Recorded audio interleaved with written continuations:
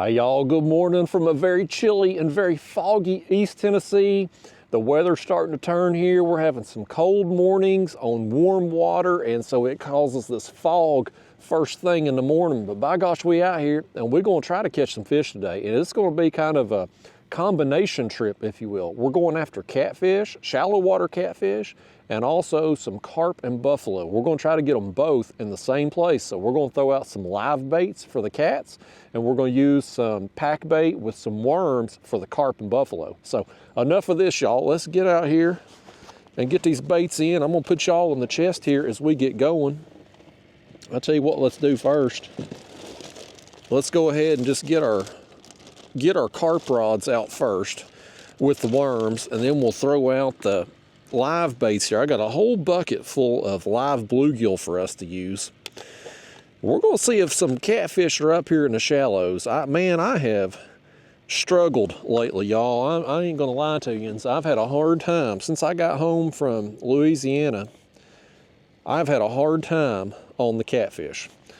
I've fished deep, I have fished shallow, I have fished everywhere in between, and man, I can't catch a catfish right now if my life depended on it. So we're gonna try super shallow today and see if that will do us any better than any of the other places. We can't do no worse here on the cats than what I've been doing elsewhere. But this pack bait mixture here for the carp, if you're new to my channel, I'm using pack bait. And this is a combination of panko. In this bag here, I've got 4 cans of panko, 2 cans of cream style corn, and a half a box of orange flavored Jello. And I forgot to put them in here. I've got some mandarin oranges that we'll mix in today as well. And then on this hook, we're gonna have us a red worm. I'm gonna run that hook through just a couple times here. That's a number 6 size hook, ESP hook. So we've got our method feeder here with the pack bait, just a short 4-inch leader with our hook, worm, and a couple pieces of fake corn there. And I'm gonna just fan cast these pack bait rods kind of out here in front of us, real shallow. Here where we're at, there's a deer hollering over in them woods. Do you hear it? I don't know if you could hear that on the microphone or not. But we're gonna be fishing just a few feet deep. The water level here in this creek is a little higher than normal because they're still working all that rainwater from the Hurricane Helene down through the Tennessee River. So it is, I don't know, a foot or so, maybe 2 foot higher than what it would normally be back up in here. But we're gonna set up here and see what happens today. We'll either catch fish or we won't. Fortunately for you, you've got information I don't have, because if you're seeing this video, it means we got us some fish today. This is my first time going after carp, and I think over a month now. So I have no idea what the carp are doing, where they're at. I don't have a clue what's going on with them, and I certainly don't have a clue what's going on with the catfish, because I can't catch them anywhere since I've been home. So y'all, we just going fishing today, and we're gonna see what happens out here. We're gonna have some fun with whatever we do catch.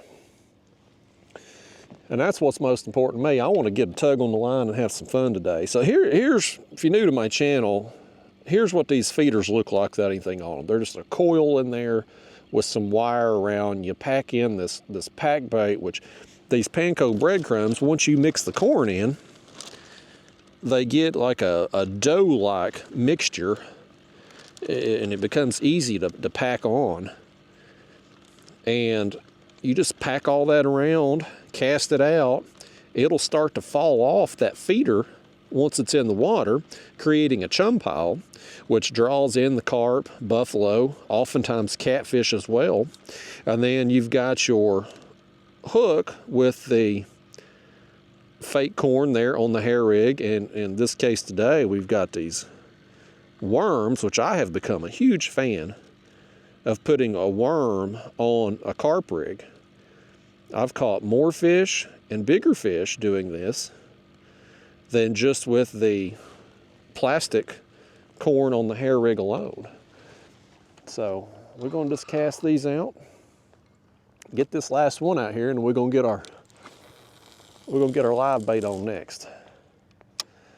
And I don't know if these live baits will get eaten back here, but boy, if they do, we're gonna have a dang good time in this shallow water, man. Because these catfish, normally you see me fishing, I'm fishing deeper water, right? So the fish, they'll hit the bait, they wanna go down with it. When they're in shallow water like this, and I mean, I'm talking less than 5 feet deep, even with our water level where it is, they can't go down because it's too shallow. So they've got nowhere to go but side to side and up.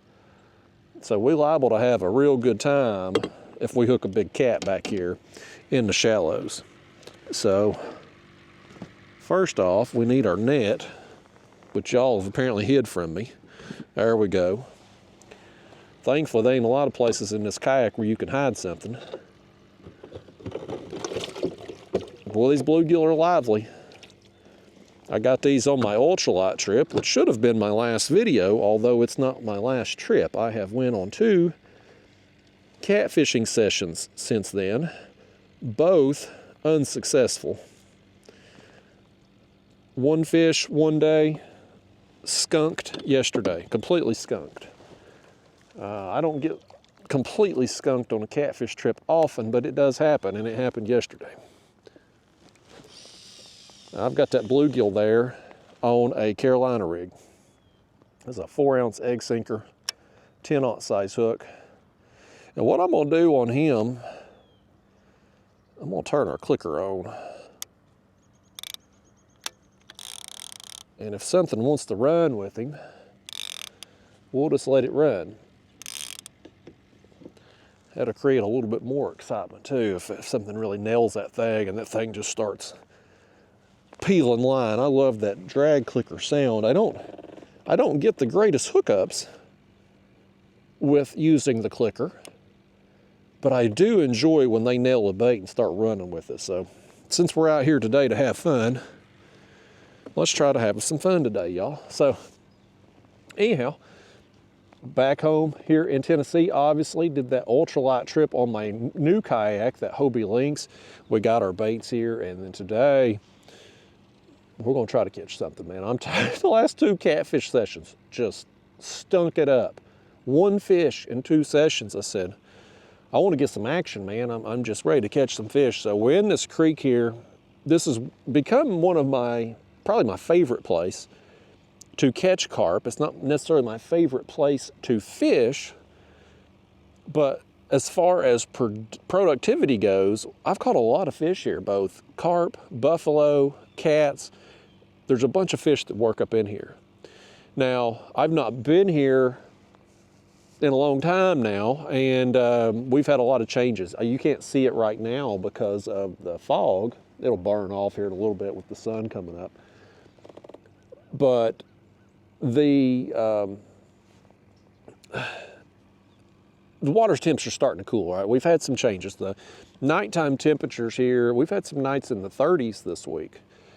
So the water temperature, especially the shallow water, I would really think is really starting to fall quickly. And so that's going to get, typically this time of year, it gets these fish feeding, right? They start packing on the weight, getting ready for winter. The days are getting shorter. Like, they know what's coming, and they start moving shallow more frequently. So we may have an opportunity to bust some fish in here today if we get some fish on the move. So I'm going to have y'all in the chest. We're going to leave the camera rolling, raw and uncut. I'm just going to fish a few hours this morning, so we're going to bring you all out here with me until either I leave or until the battery dies, whichever happens first. But we're going to put in a few hours out here, try to keep warm. Hopefully once the sun burns through the fog, look right here. Something's after that one right there, after that worm. Has he got it? By gosh, we got something on that we don't want. Whatever it is too small.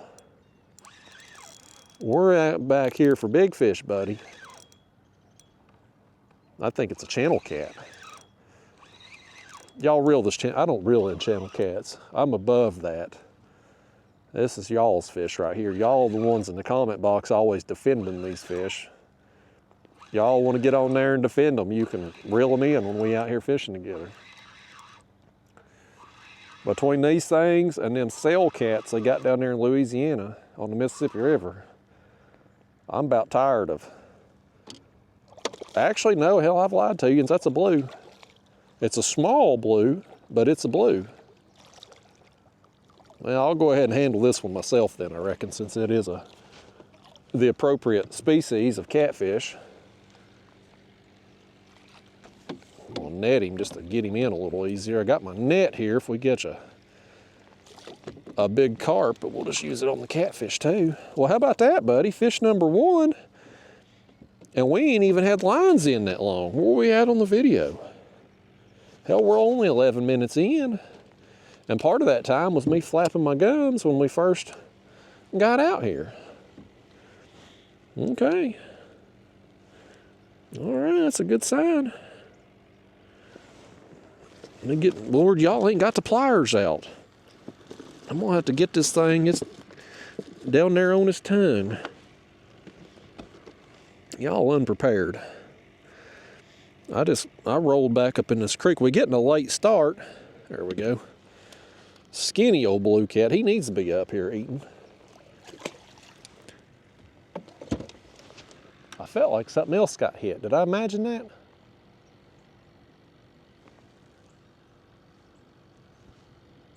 I must have imagined it. I don't see it. But I got out here kind of late today. Well, first off, it's getting daylight later in the morning now than it was. Now the sun don't come up now till, I don't know, 7:30, 7:45, it starts getting daylight. And we ain't went through the time change yet, but aside from that, it's just damn cold and foggy. And so I waited a little while. Look at here, he threw that worm. That worm got caught in the coil somehow. Well, what the heck is going on here? We'll put a different worm on there. So anyway, I waited a little while to get out here just to try to let it be less foggy so I can see, and also so it won't be so dang cold. I fished the afternoon. I fished yesterday morning. The day before I fished the afternoon. And like I said, I ain't done worth a crap catfishing since I've been back home. I can't catch catfish. I can't catch bait. I can't catch anything right now. It seems like with what I've been doing. But as with all slumps, they all come to an end if you'll just keep stepping up to the plate and taking your swings. You'll eventually connect.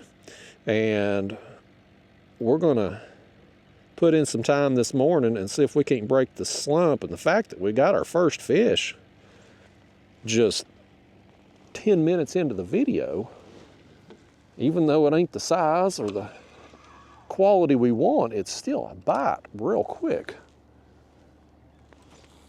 I'm feeling a little better about things. Back off that drag smidge. Now this is the first time that I have ever used orange Jello in with the pack bait mixture. I was normally using the strawberry, but I'm out. And I had some orange there that I had picked up to try. I'd gotten some orange and some cherry and would use some lime back in the summer, and we're just mixing things up, getting a variety.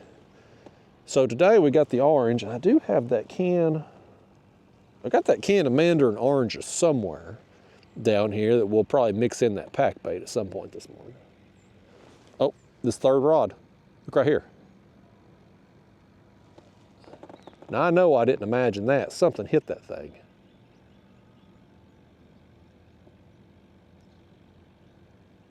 Unless y'all down there tugging on that line just playing jokes or something. I wouldn't put it past some of you. I swear I think some of you just come on these trips just to watch me mess things up. But anyway, we out here.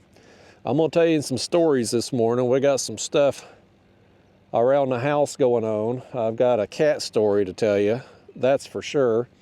I've got some observations on the catfish in Mississippi, on Mississippi River versus my home waters here. And we'll cover all that stuff today, along with just some general life conversations that me and you always seem to get into. Y'all just bring out the best or the worst in me, depending on your opinions. We always have fun. That's the most important thing. We always have fun. I have fun anyway. I assume y'all having fun, or else I don't know why the hell you'd show up. These 5 million channels to watch on YouTube. If you ain't having fun on this one, I don't know why you waste your time with it. I'd move on to something else. Look at all this bait over here. You see all that shad right there flipping? The water may be starting to cool, but the bait is still up in the backwater areas. And them fish, when they move out of that channel, they work their way back up in here to feed, which they do a lot more. In spring and the fall, they do a lot more shallow water movements. That's why I think there's a chance that we could possibly bust a big fish on that live bait today. I got them. Hell, we might as well use them. I ain't been able to feed them to nothing the last couple days. We might as well come out here and throw them out super shallow and see what happens. But I've hit a variety, man. I fished shallow. I fished about 20 feet deep. But I fished 20 to 70 feet, and with some other depths in between, and ain't done worth diddly poo. So maybe super shallow is what we need to be doing. Now you could make an argument, well, maybe we should be doing this in the afternoon when the sun has burned off the fog and heated up, because we've had some warmer afternoon temperatures. The morning temperatures, like today, it's in the 40s out here. We've had some days in the 30s lately in the mornings, but it's heating up to mid-70s in the afternoon. So it's been very comfortable afternoon temperatures. It's been very nice, honestly. It's porch sitting weather, what I call it. Get out there in the afternoons on your back porch and just kick your feet up and enjoy the fall colors, which you're about to see if the fog will lift. Everything's starting to turn here. It seemed like it started happening just a little bit later this year than what it normally does here in East Tennessee, but now that it's started, leaves are turning very quickly now. They're really starting to get pretty around here as this left rod is went slack. I see my line moving a little bit, and it's went slack again. Let's tighten up that line just a smidge.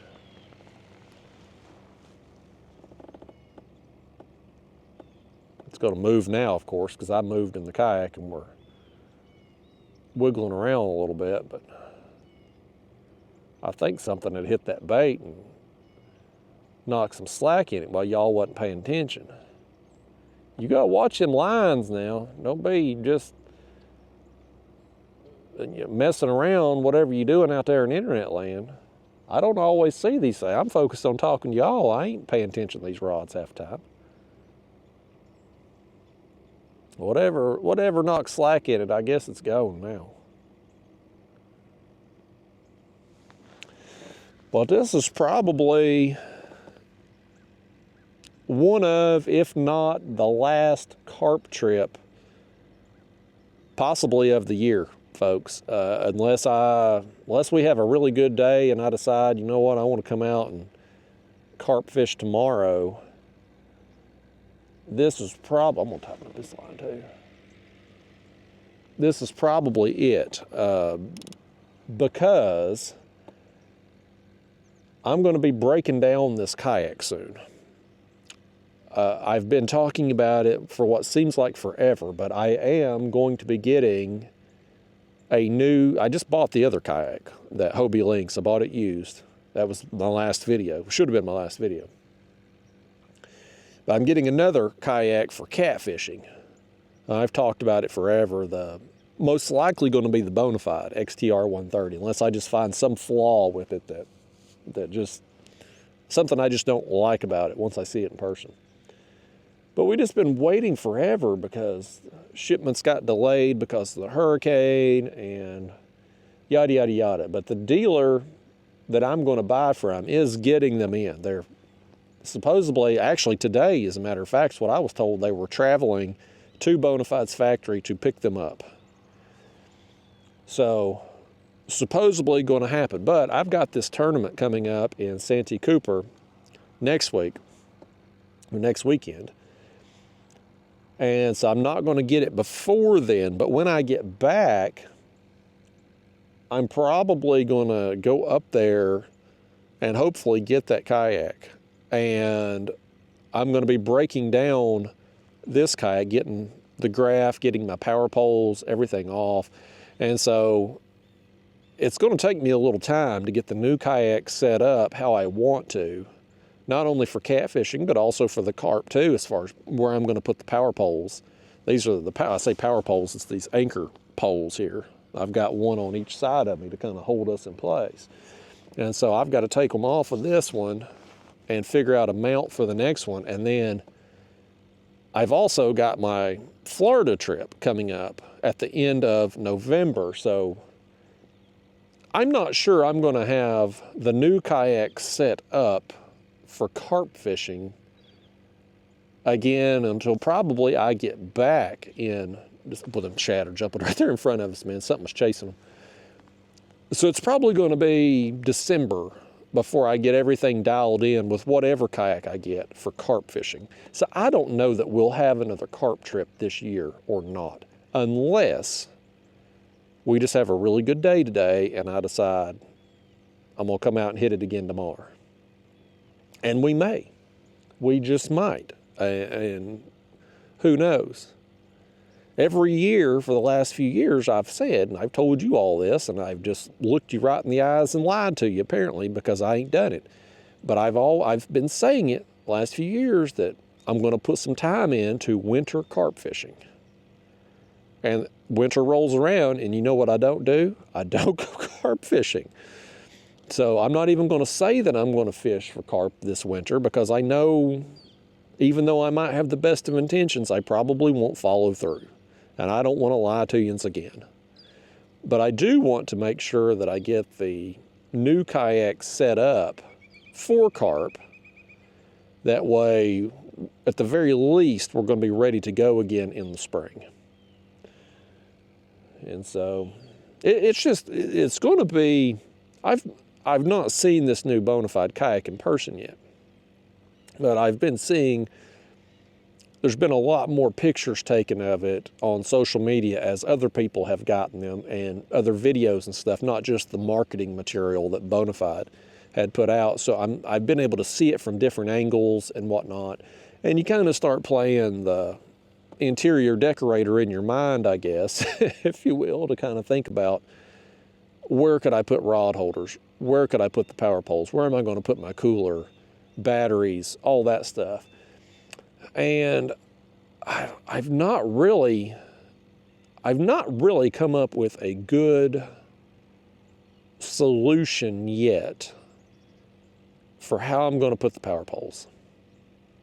As our left rod is getting tight over here, our left line's getting tight. There's something over there feeding in that chum pile. But this Bonafide kayak, you can put power poles on the back of it, but I don't like the power poles on the back of a kayak. I tried that with this one.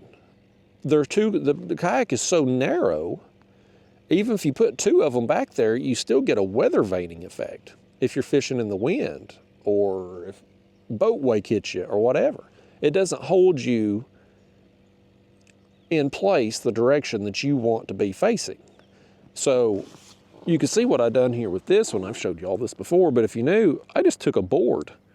This is like I think it's a piece of 1x6 or 1x8. I got some U-bolts. I put it around this rail that's on this kayak, the Hobie H rail they call it. I just run a U-bolt around this rail through the board, and I can put the power pole mounts off the side. And so that allows me to keep them right behind the seat. And so now, if we get the little wind blowing or whatever, because there's so much distance here, and it's kind of in the middle of the kayak, you don't get the weather vaning effect. You stay positioned how you want to be positioned. And so this has worked out well. But there's not a kayak on the market that will allow you to just mount your power poles on the side like that. You have to jimmy rig something, some kind of DIY mount to be able to do it. And this Bonafide kayak, it's going to have a 360 seat, which means I'm going to be able to fish off the front or the back of the kayak. And so that kind of creates a little bit of a dilemma, because you take this, let's say I could spin around in this seat backwards. Well, now this is going to be in my way. The front of the seat would hit this if I tried to spin around, if I had that option in this. And if I moved it a little bit further back, then it'd be interfere with my feet. So I need to make some kind of mount that will just basically sit here standalone, if you will, for each one of them. And I don't know how I'm going to do that yet. That's one of them things I'm going to have to just get the dang kayak and sit out there on my carport and just look at it for a couple hours and just try stuff, fail, try something else, fail. I mean, that's what it takes oftentimes to you just have to work through things. And for me, it just seems like if I can just look at it in person and just think about it a while, I can usually figure something out. Like with this kayak, I couldn't figure out how to mount rod holders on this kayak for the longest time. But after sitting there and just staring at it for a while and trying other things, I finally figured out I could mount a board to the rail, mount my rod holders to the board, and then that would make it secure as this one. Has he finally got it? I think he's finally got it. Oh, he's going to pull a little bit now. He has hit this rod over there for the last 5 minutes. He knocked slack in it. He's tugged on it a couple times. I don't think it's a carp or buffalo. I do think it's a little bigger than the last fish we got, though. He's going right through that other line. Did he go over it or under it? I don't think he got in it.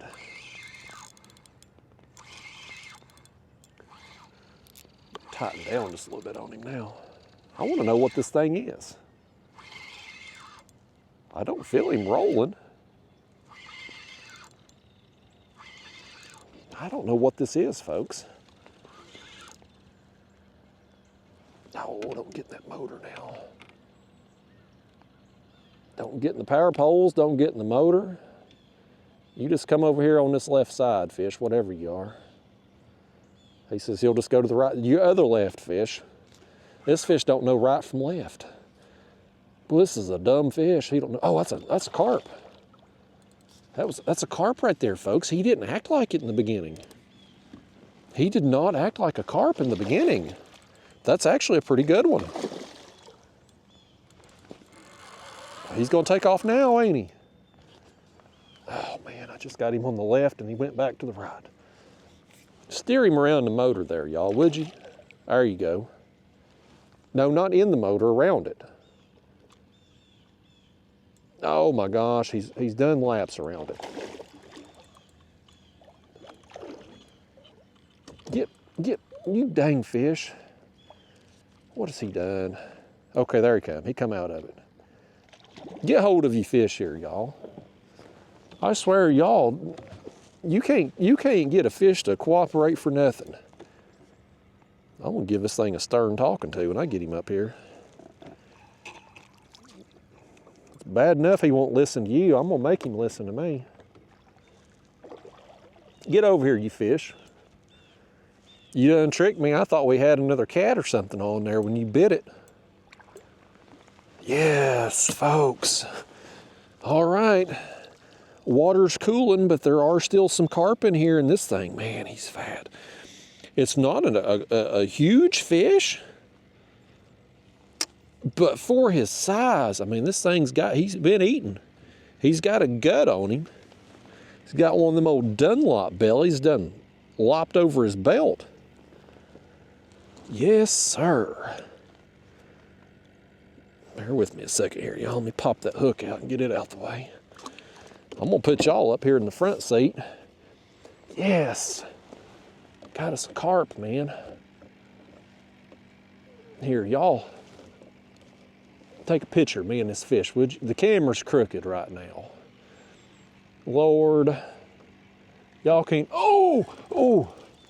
We got another one. Hang on. Hang on. That rod went over hard for a second there. Y'all off your camera duties for a second here. Help me reel in this fish before you take a picture of me and the other one. Carp, you just lay down there on the floor and behave a second. I don't know what this feels like it's rolling right here now. This may be a cat. I thought the carp was a cat. No, it ain't either. Look at this. This is another carp. This one here is small. Boy, you don't normally catch them that small. He's bigger than what I'd want to use for cut bait, but he's definitely way smaller than this one. Here, I want to set y'all back up here a minute. Let me get this hood off of me. We're reeling in these fish. I'm actually warming up a little bit. I want you to look at the belly on this thing. I want you to look at it, man. Again, this ain't the longest carp. Look at that belly on him. I mean, that thing he's been packing on some pounds right there. Nice, buddy. Let's get you out of here. We got to land your friend. Yes, y'all, we own some fish. The last couple days, man, I tell you, I've stunk it up so bad. Starting to break some confidence a little bit. And so to come out here this morning and now we've got 3 fish in just a few minutes, it's make me feel good about myself again. I come home from Louisiana just doo-doo and high cotton, as the saying goes, because I went down there and dominated in the tournament. Won me a little cash, which I then spent on that Hobie Lynx kayak. But went down there, body of water I'd never been to before. Figured it out enough, a couple days of pre-fishing to win a tournament. And you come home and you're feeling pretty good about yourself, and then I get skunked yesterday. You know what I mean? Like, I just, every time catfish, every time I think I'm figuring something out, they have a way of humbling me. This fish here, I take back what I said. He's bigger than I thought. I thought this fish right here was a really small carp, and now I got him in the net, and I'm like, no, he's about comparable size if he'll calm down. He's about comparable to the last one. Let me get the hook out, hold on. Okay, let's hold him up. Okay, Mr. Carp, right there. I mean, he's maybe a little smaller than the last one, definitely weight-wise, but not as small as what I thought he was when he first hit it. And both of those carp didn't fight as hard as carp normally fight. And I don't know why that is necessarily. I don't do carp fishing historically this time of year. In fact, this is one of my latest in the year carp fishing trips ever. So I'm pretty ignorant. I'm pretty inexperienced on the carp fishing as far as what they do. in the fall months, in the winter months, you know, I just don't know. And of course, you know, right now, I mean, today's October 20, what is today? It's 20-something. So, I mean, we're, I guess, still technically early fall with where we're at now. But still, I don't have a clue, man. I'm just completely ignorant on carp. I just take pack bait out and throw it in creeks. And whatever happens, happens usually. And, you know, most of the time, if you do that, you're going to have some success. There's very few trips. Now, my first handful of trips this year in the spring, like early spring, I wasn't doing any good. But once we got into a little bit warmer water, the shallows have been really productive. And, you know, here we are now. It's been, I'm pretty sure, at least a month since I've carp fished, but there's still obviously some fish here in the shallows. And you know, carp, hell, they might be like catfish too, in that maybe they're moving up in the fall more frequently too, potentially, to get feed up there for winter. I don't know. Again, I'm just completely ignorant. I admit it. I'm not going to sit here, even though I've caught a good number of carp the last few years. I'm not going to sit here and pretend like I know stuff that I don't know. So y'all's guess is as good as mine, but either way, man, we've been on the water just a little while. We've got 3 fish now, and we've got more fish in a few minutes out here this morning than what I've got in my last 2 days combined. So that's saying something. That's saying something right there, folks. Hell, we done got more catfish today than what I got yesterday, so. We'll see what happens, man. That live bait, it'll either get eaten or it won't. If them bluegill in the bucket are hoping that they don't get any action today, I'll tell you that, because I've been lugging that bucket around for 2 days now, and I'm tired of it. So if we don't use them today, the ones that are in there, they're getting sent packing, buddy. I'm getting rid of them. I'm gonna let them go. That worm's still on that hook, kinda. I'd like to. There. Let's just switch him out, because I can't figure. He's been run up that line somehow, and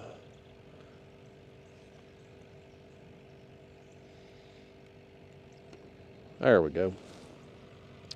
Let's get one of our others.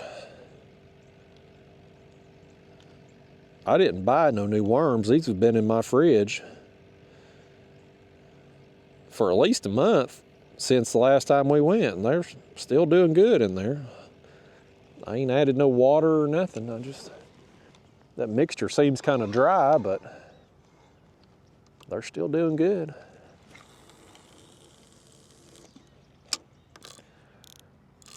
All right. Got our lines back out. Tighten those up. I'll tell you what, let's do. Let's go ahead and reel this one in, because it had got messed with there a while ago, and I'm wondering if we got a worm on it. If nothing else, we probably need to just spruce it up anyway. Yeah, something's got our worm. Let's get our pack bait put on. We got that thing all wrapped up there anyway. There we go. Yeah, we'll just spruce these up. Might as well.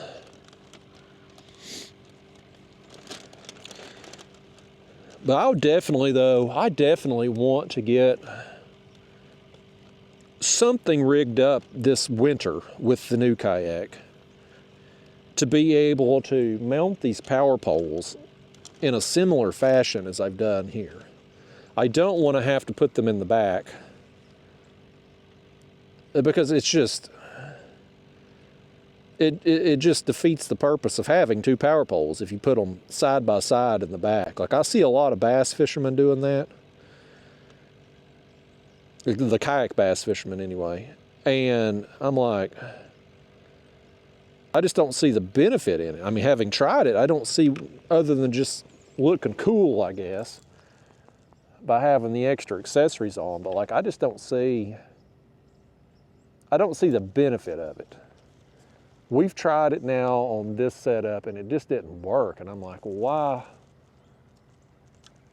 are these kayak companies making, and I don't know, maybe they don't mean it to be that way. Maybe they're just giving you options back there. If you have two power pole mounts options available in the back, maybe it's just in case you would rather have it on the right side or the left side rear of your kayak. And maybe these kayak bass fishermen, they're like, oh, well, there's two mounting spots here, let's just put two poles down, even though it doesn't have a benefit. Maybe that's why. Who knows? But either way, there is benefit to having two poles if you can space them appropriately. You know what else there's benefit of? And this ain't gonna be no benefit to you, but it's about to be to me, if I can get hold of it, is a man should always carry a handkerchief. And y'all don't want to hear me blow my nose, but when it's this cold, y'all, I gotta at least get the snot. I gotta at least get it out. I'm not gonna blow my nose on this handkerchief here like a daggone foghorn, but I gotta do something there. We may have to do that a couple more times throughout the morning too, because it's still, the fog is lifting now, but it's still chilly right now at this moment, so it'll get better. You know what I should have done? Here's what I should have done. I should have positioned us on the other side of the creek. Normally, if I fish this creek, I come back here to the shallows and I set up here where I have, because these trees, which they're losing their leaves now, but they create a shade for us in the summer months. When it gets hot first thing in the morning, it creates shade a little longer. Well, now when it's freezing cold out here, I don't necessarily need the shade. We're not trying to keep cool. So I should have put us over there. That way that sun would be beating down on us and warm us up a little quicker. I wasn't thinking about that this morning. I apparently wasn't thinking to plug my battery into the, there we go. I'm all out of sorts, man. These catfish breaking it off in me the last couple days. I swear it's like that though. Every time I think, like, you start feeling a little good about you do good in a tournament, you start feeling good about yourself, the catfish just have a way of like, oh, Justin's getting a little cocky. His confidence is going up. Let's cut him off at the knees. And boy, they did. As soon as I got home, I've struggled ever since I got back. Not just the cats. Hell, I can't catch these skipjack either. I can't even catch bait hardly to go get cats. Well, I had a real good time down there in Louisiana. I sure wasn't getting skunked down there. But come back here. And our water level, and I'd said this on the videos leading up to the Louisiana trip, like I was struggling. Y'all saw, well, regular viewers anyway, you saw me. I mean, I was posting content. We were getting enough fish to make videos, but it wasn't great trips. Now, the last trip I had before I went to Louisiana, it was a good trip, and I got a monster. I got a monster fish that day. But I was really struggling with the water conditions. We had all that current flow coming through. from the hurricane rains. Our water level was fluctuating a lot. It's super muddy, and it was just, I was having a hard time adapting to the conditions. And that last day before Louisiana, I'm like, okay, finally maybe I figured something out here. And then I go away for a week, and I get back out in the water to catfish again, and things have kind of changed again. Now the water's still up, it's still real muddy, but the current has slacked off. They're not spilling. Oh, there was a carp right there that just come up. They're not spilling at the dams anymore. They're still generating 24 hours a day, but they've been able to close the spill gates as they're getting the water moved through. And I'm still just, it's just different. It's different conditions, way different than what we normally have this time of year. Normally this time of year, October, November, we barely have any current at all. And mid-November, they usually start to drop our water level down for winter drawdown. Now this year, here we are. Let me see what today's date is, just for duties and giggles. Today's October 24th. We're still about 3 weeks away from when they would normally start to lower our water level. But I don't know if that will be on time this year or not because of the extra water that we've gotten. This third rod, my line is moving out there. You see my line moving? It went out, now it got slack. Let's see what happens with this. You may be about to catch you another one. It's what may be about to happen here. I'm gonna lean forward a smidge and try to tighten that line up so we can see. Oh, he's got it. He's got it. Pick up on that, y'all. Here we go. He had it the whole time. I bet he had it the whole time. I was sitting there looking at that slack line and he had it. This is on the rig with the pink corn. I got two with yellow corn and one with pink. I still don't believe color makes a real difference on the plastic corn there for your pack bait rigs, but to each their own. I probably got more confidence, I guess, in the yellow just because it looks like the corn that's already mixed in the pack bait. Yeah, here's another catfish. Let's see if it's a blue or a channel. It's small. It's a blue. Yeah, so now we've already got two catfish this morning. Couldn't catch a single one there yesterday. All right. A little small, a little smaller than what we're hoping to get. I busted a cat today on that live bait. I'm hoping it's a monster. But we know for sure there's some small blues back here. And if the small ones are back here, chances are there's gonna be some big ones too, coming in here periodically. We about pulled that rod holder out, didn't we?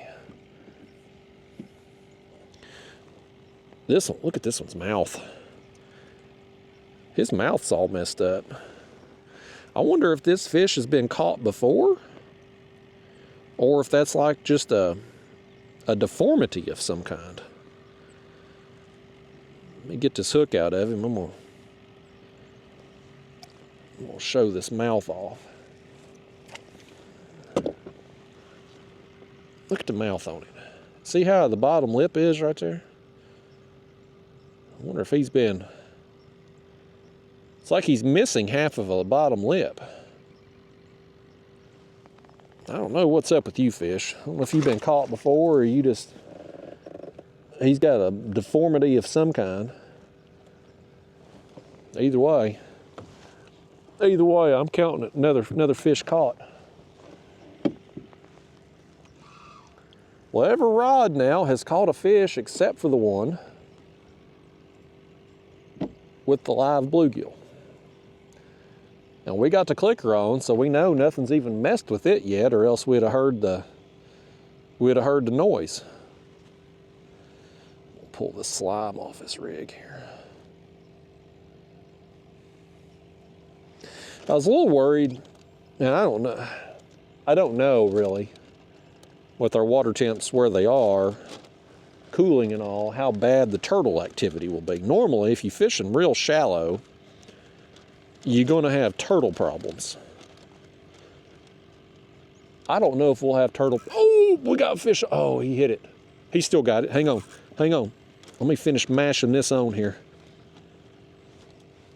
Let's see if he still got it. He does. No, he don't now. Boy, if y'all would help me out one time. You see me down there getting that bait on that other rod. If you'd have picked up this one when he first hit, we'd have got that fish. But you sat there and you let him break us off. Look at that. Well, he just went right through that line, didn't he? Boy, that's unusual. I'll be damned.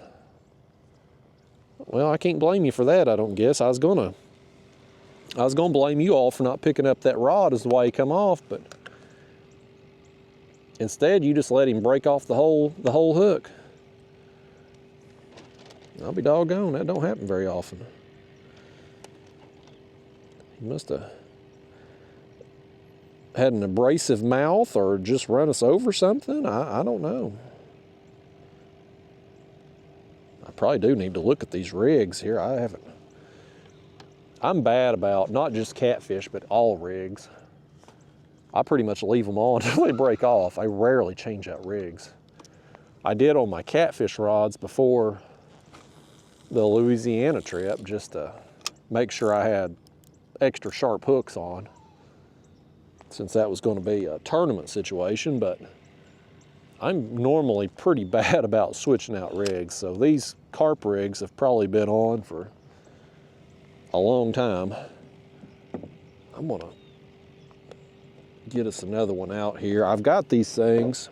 All we need is the hook portion of this, but what I do is I tie up a bunch of these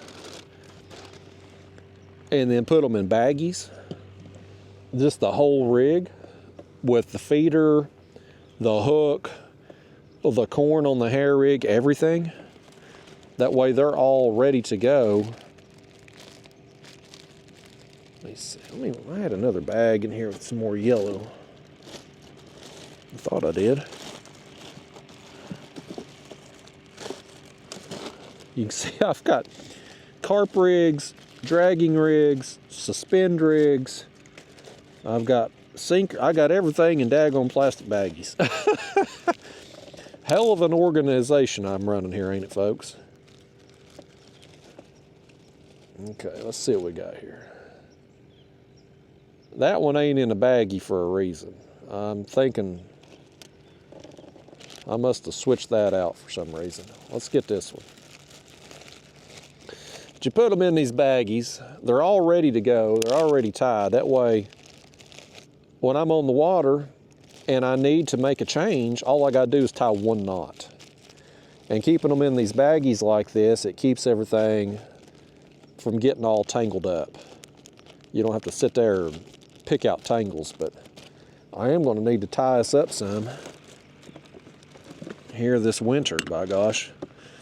Normally what I'll do is I'll take a day on you get a day where the weather's nasty.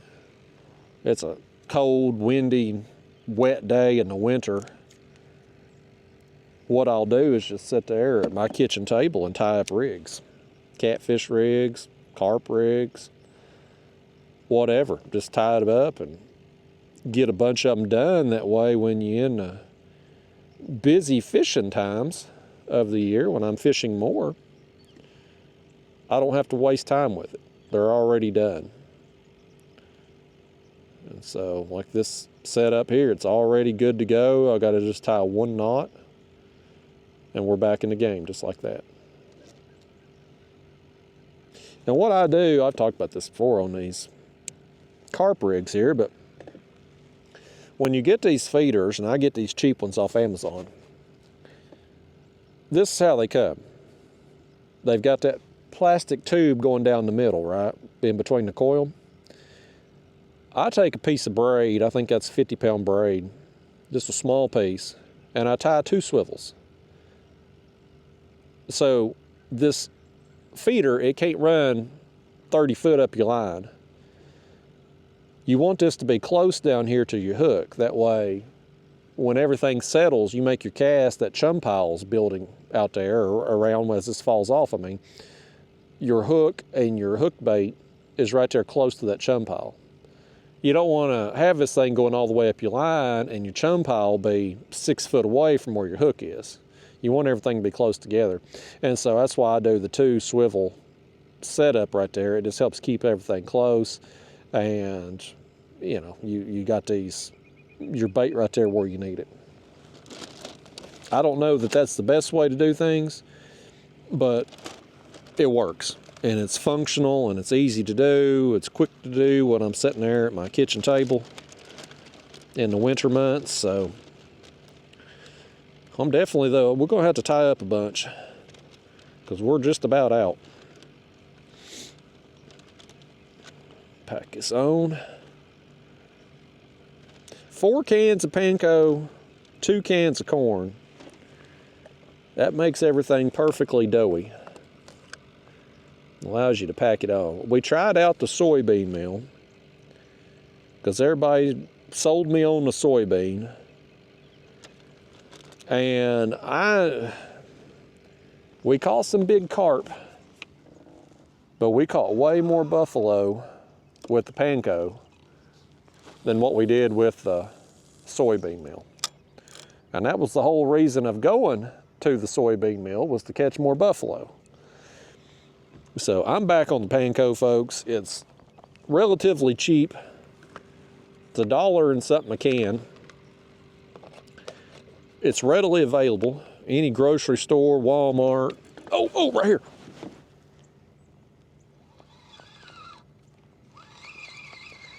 Well, he hit it. Didn't hook up. I guess we'll rebait this one. Got our worm and everything. But these materials, I mean, it's readily available. To get the soybean meal, if you've got a feed store that sells it, well, you can buy a 50-pound bag of it. I was having to order it, though. We don't have any of the Tractor Supply, Rural King, Co-op around here by me. None of them carry it. So I had to order it online, which is fine, but you pay $30 for the 50-pound bag, and then you got to pay $30 for shipping to get it to you. And so it works out cheaper, pound for pound, obviously, than the panko, even with the shipping fees. But from a convenience factor, you got to store a 50-pound bag of feed. If you put it in your shed, you're going to get bugs in it. If you put it in the house, then you got a 50-pound bag of feed in your house, or soybean meal in your house. And so for me, I'd rather pay a little bit more and just be able to get my supplies at the grocery store whenever I need them. And I mean, it's a few dollars to mix this up. I mean, 4 cans of panko, $1 something a piece, a couple cans of corn at 50 cents a can, and half a box of Jell-O, which is like $1 a box. So I mean, for just a few dollars, you can have enough bait. And normally, a big bag like this will last me a whole trip and part of another one. Usually, I rarely run out. I have to catch a bunch of fish to. We're about to catch another one. I felt a rod get hit. Which one was it?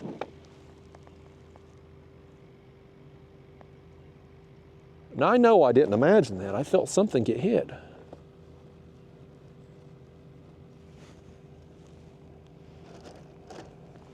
But look at this bird right here. Look at that.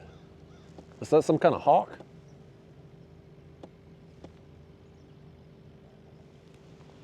Bird didn't give a crap, did he?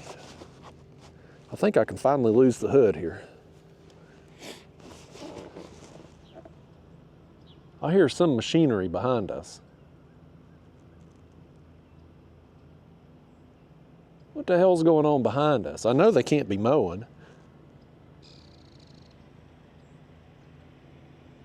by gosh, somebody is up there on a mower. Surely they're not mowing their yard right now. There's nothing to mow, folks. The grass is soaking wet here from the dew and the fog. He's on that mower up there, though. I hope we don't come down here. We'll be listening to Lawnmower Man. Normally this time of year, you got to listen to Leaf Blower Man and Chainsaw Man. I guess today it's going to be Lawnmower. Why would you mow your yard out here at the ass crack of dawn? I mean, well, I say ass crack. It's later in the morning now, but still, the fog just burned off. Everything's soaking wet. I think I'd wait till it warmed up a little bit this afternoon, if that's me. I ain't mowed my yard though, but like one time in the last 2 months. Middle rod gets a little tap. It was super dry, and my yard was dead. Then we got the hurricane rain, and I ended up mowing once after that, after everything greened up again and grew. And then since the hurricane rain, it's barely rained at all since. Which is good, you know, for the people over there that had all the flooding, but in my area, we didn't have any flooding here. We're very fortunate in that. But yeah, I've mowed my yard. There was a carp right there to the left. I've mowed my yard like once in 2 months. I did blow some leaves the other day. They're starting to fall a little bit, so I had to take care of that. But yeah.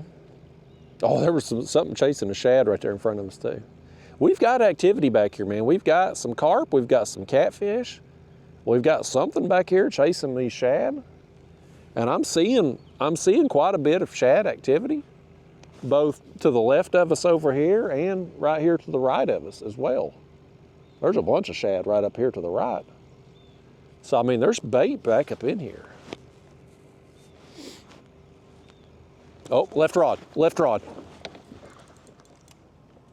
Y'all holler at Lawnmower Man, tell him to hang on a minute, take a look at this. We got a fish on. Lawnmower Man, he needs to mow him a path down here where he can catch some of these. All these people live right on the creek bank, and you never see none of them out fishing. Not a single one of them, which I'm glad. I don't want anybody out here fishing when we trying to fish, but you know what I mean either way. Is this a carp that's barely, it is? Another weak fight from a carp. Now he's gonna take off a little bit. The carp have been exceptionally weak. Oh, he popped free right there, quick release. Daggone. The carp have not been particularly hard fighting today. He threw that dang hook right up in the coil too. There we go.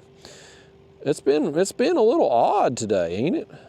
Normally they hit that line and just bolt, man. They just take off.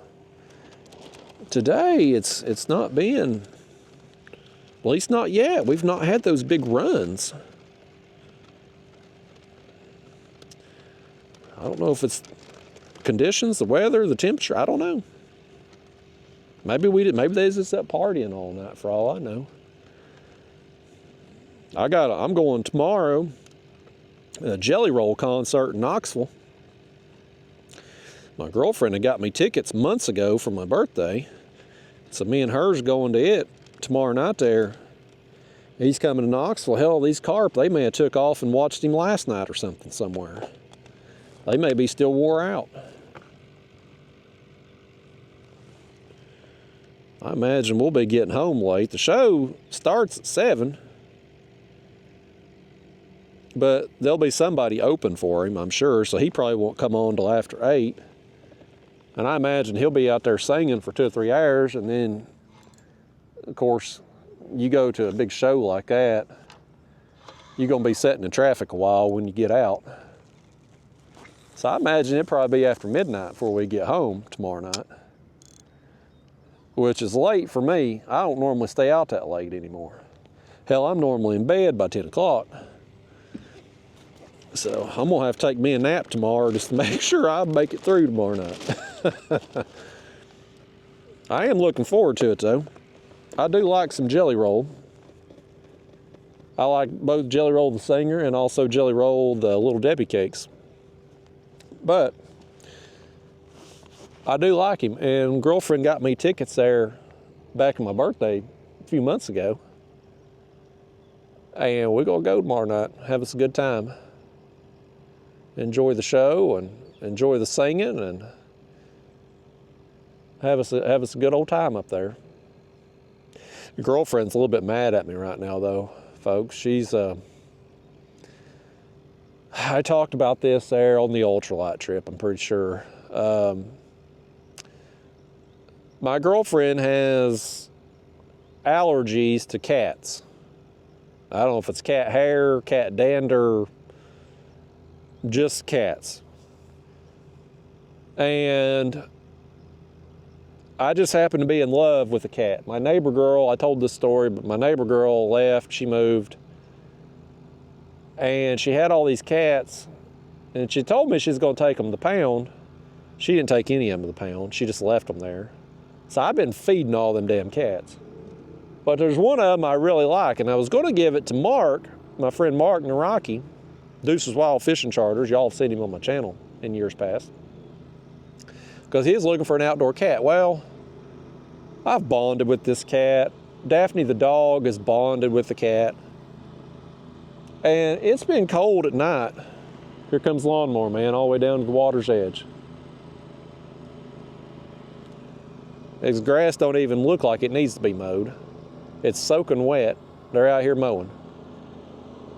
Anyhow, I've bonded with this cat.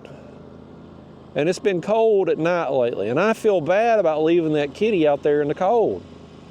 So when the girlfriend ain't been home, I've been bringing that cat in.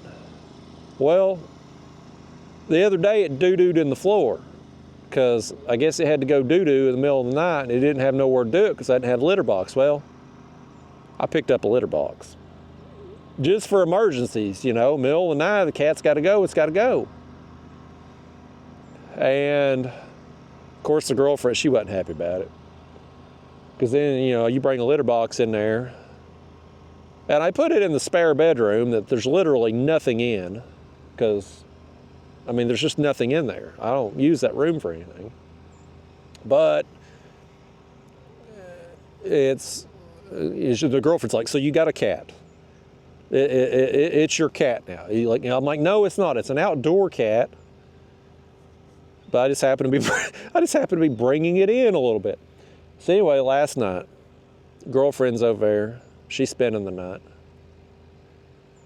And we get ready to go to bed. And you fellas out there watching this channel and my video stuff, you know how women are. There's a routine. A woman can't just go to bed. My girl, she's got to go into the bathroom and wash her face for half an hour. She's got to put on all these creams and stuff, these beauty creams. She's got to put on her lip stuff. Like, it's a process for her to go to bed. Like, she can't just walk in there, lay down, and go to bed. It's a process. You got to get yourself ready to go to bed. Me and the dog, we go outside, we pee off the patio, or I pee off the patio. Daphne goes pees in the yard. I come back inside, plug up my phone, I'm ready for bed. I mean, it takes me 1 minute to get ready for bed. It's pee, plug my phone in, I'm ready to go to sleep. So, me and Daphne the dog, we go out. The cat's out there, it's at the porch. It's whining and crying. It wants to come in. I know it's gonna be cold and damp. It's gonna be foggy and everything. Everything's gonna be covered in water in the morning. I don't want the cat being out there in that. So the girlfriend, she's in the bathroom. And I know she's not coming back in to the living room or kitchen, right? Like, she's gonna go from the bathroom to the bed. So I go in there. I don't know why I'm talking low right now, but because I guess because I was being sneaky last night. I'm trying to be sneaky, telling you. I go in there and I close the bedroom door. while she's in the bathroom. And then I go back and I let the cat in, and I tell the cat, I'm like, listen, cat, here's the plan. I'm gonna let you be in the house tonight, but I need you to not doo-doo in the floor. Use the litter box that I've purchased for you, and I need you to be real quiet. Don't meow. Now, my plan was I was gonna get up before my girlfriend this morning, let the cat out. She would have no idea it was in there. Well, I let the cat in. I say goodnight to the cat, the dog. I always tuck Daphne the dog into her doggy bed. She's got to have her babies and her bones in there before she can go to sleep. So I get her tucked in. I go back in the bedroom, close the door. I'm thinking this is going to be great. The girlfriend's going to have no idea there's a cat in the house. We lay down. We're not in bed, me and the girlfriend together, we're not in bed a minute. And right out by the bedroom door, you hear, meow? I'm like, damn it, cat, shut up. And the girlfriend's like, you've let the cat in the house, haven't you? I'm like, nope, I haven't. That's the dog. You're hearing things. It's just the dog out there being obnoxious. Next thing you know, you hear, meow? Like, damn it. I ask one thing of this cat, just like, please be quiet, cat. I'm trying to save you. So I could tell the girlfriend's pissed, man. She got up this morning. She's like, look at my eyes. They're all swollen. I'm like, your eyes look fine. They don't look swollen up. She's like, no, they're swollen up. It's because of that cat. I'm like, no, you're imagining things. So I didn't rush out to let the cat out first thing because the cat was already busted at that point. So anyway, girlfriend leaves, and I was coming out here a little later anyway today. So the cat may or may not still be in the house right now, y'all. Yeah, I mean, it was still cold and damp when I left. I didn't want to turn it out in that. I let Daphne out to pee. Me and her, we went off, and I peed off the patio this morning. I can only, we're at a point in my neighborhood now with so many people around me. I used to enjoy peeing outside whenever the hell I wanted to. It's something liberating about a man being able to pee outside. It just feels natural. But with all the people around me, and especially my neighbors having children, I can't pee outside during daylight anymore. I have to wait until after dark, or if I get up early, I can go out first thing in the morning. So me and Daphne, we went out, peed first thing this morning, but it was still cold, and it was all damp, and everything's just covered in dew. I was like, I don't want to put the cat out in this. So I'll let it out when I get home today, and it can go do whatever cats do around the neighborhood. Although this cat pretty much stays on my back porch. If I try letting it out, it just hangs around the house now. It don't even go back to the neighbor girl's house. I guess it's learned where it's getting fed at. The other cats, I don't know what I'm gonna do with them. They've been somebody down at the neighbor girl's house cleaning it up because she trashed that place. I mean, they've had to bring in one of them giant dumpsters that gets dropped off on like a trailer truck bed. And that whole dumpster is full. It's full. They've been there like 2 days. It's full. So I guess they're gonna have to have another dumpster brought in. But I don't want them cats down there to starve. But at the same time too, you got people down there working, cleaning that place up. It's like, should I be going down there and dropping off food every night after they leave? Because it's going to be obvious who's dropping off the food. It's going to be obvious. Like, I'm the only neighbor within that you can visually see from that girl's or their house. My other neighbor in the corner over there, like, he's kind of over the hill behind them, and there's nobody else around. So it's obvious it's going to be me that's feeding them. So I don't know what's going to happen. I imagine they would probably capture those cats and take them off before they try renting it or selling it. I don't think it's probably good for business for them to have a bunch of stray cats around when they're trying to sell a place or rent a place, but I just can't let them cats starve. I can have a bucket full of bluegill that I haven't fed in 2 or 3 days, run a hook through them and throw them out and try to feed them to another fish. And I don't feel anything about it. Not the least bit. But boy, if it's a sick dog or a sick cat, something just, I just can't. And it's the same thing with humans. Like, you got a homeless person on the street, I'll walk right by them. No, I don't feel a thing. I'm jaded against humans, I guess. But if I walk by a sick dog or a cat or it's hungry, like, I'm gonna try to feed it something. I have, folks, y'all gonna think less of me for this, because I ain't feeding homeless people. But I have before been at boat ramps and there'll be a stray animal there that's obviously hungry. I have left that boat ramp, went to the nearest gas station, got some food, and went back to the boat ramp to feed stray animals before. I've done that. I sure as hell wouldn't do that for a human, but I have done it for animals. I've done it, man. There's something about pitiful animals that just gets me every time. And this cat, it's the sweetest cat. It's the most loving cat. And even my girlfriend, who don't like cats, and she's allergic, we're sitting out there on the back porch yesterday evening. Here comes the cat. The cat loves her. I think the cat likes her better than it likes me. Gets right up in her lap and lays down. And she lets it out there on the porch. She just don't want it in the house. I don't know what's going to happen with this cat situation, folks. As we got something working this third rod right here. Something just nipped that line. Lawnmower man, he's about to get him a show if this rod goes down. Who the hell wants to mow their yard when it's soaking wet? I don't get it. I don't understand it.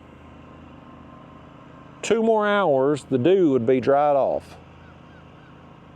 He must have plans for something today. He's got something to do. This is the only time he can mow, I reckon. Yeah, folks, I don't know what's going to happen with this cat, but I like this cat. I don't want a cat in the house, but I don't want this cat to be cold at night either. So I don't know what's going to happen. This story is developing, as they would say on the news. There's going to be more updates to this story. Probably an argument coming with the girlfriend at some point too. It's been a good cat though. I got also, in addition to getting a litter box, I got this, I don't even know what it's called. It's like a cardboard thing that they scratch. And it's got catnip in it. So they're kind of drawn to it. But the cat, I stuck it over by the couch where it was wanting to claw the couch. I don't want the furniture to get clawed up. And now it's clawing that cardboard instead of the furniture. So this cat, it's coachable. It's teachable. I need it to not meow when I sneak it in the house late at night. But, lawnmower man better come back because this third rod, something's working it again. Hold on, fish. Let lawnmower man make another lap here. I want him to see this. He's going to get down here and mess up the video with his lawnmower, and he needs to at least see a fish. That fish he's listening to me too, by gosh, he quit biting. But don't run completely off, fish. I want you to come back. Just give it a minute. This one ain't waiting for nothing. This one's more like what we're wanting to see out here today. With the runs, man. I ain't talking about diarrhea runs either. I'm talking about just hitting a bait and running with it. Nobody wants diarrhea runs, especially no carp first thing in the morning. Well, he's splashing around out there. He's right over. I bet he spooked that other fish off because he's over there where that other fish was biting now. I think this is more of what we were expecting when a carp would bite right here. This is definitely more what we're looking for.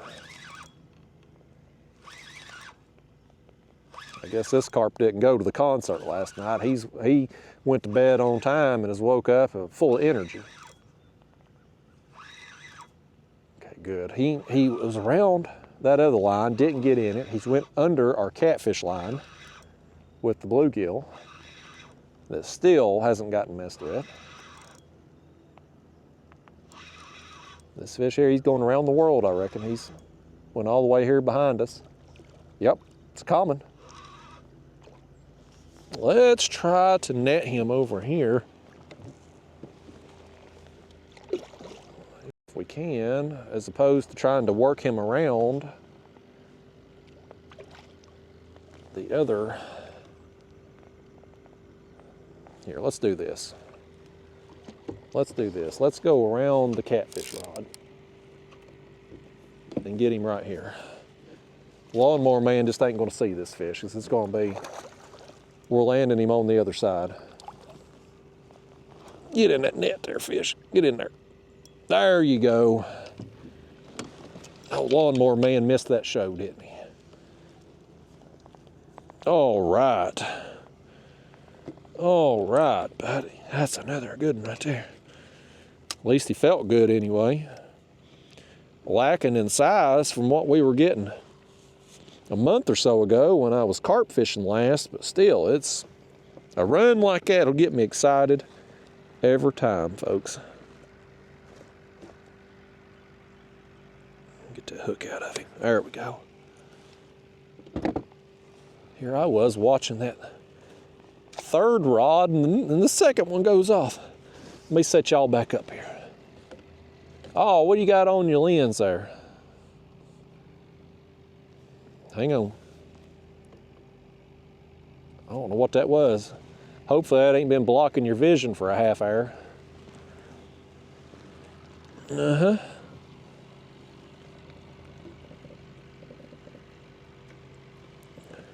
Look at the hole in that one's fin. Can y'all see it in the dorsal fin right there? Feel flared up, there's a hole in it.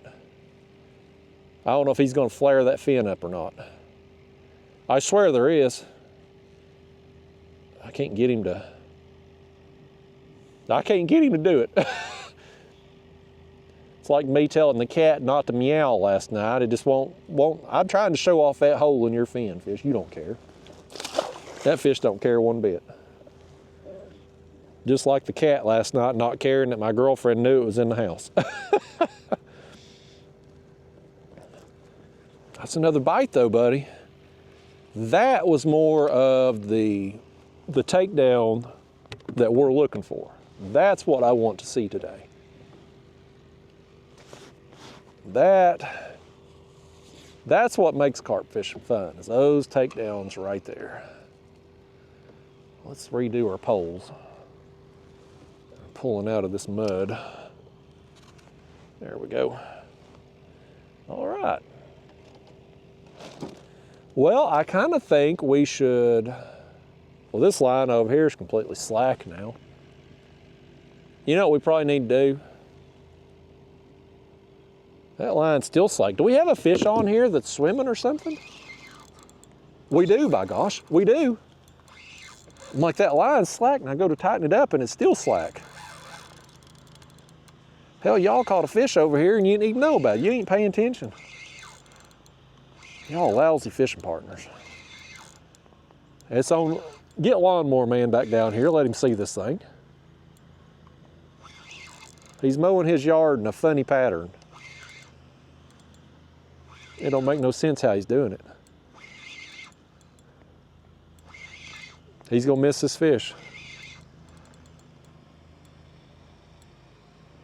Oh, it's a buffalo. We got us a buffalo, y'all. Oh, first buffalo of the day. Yes.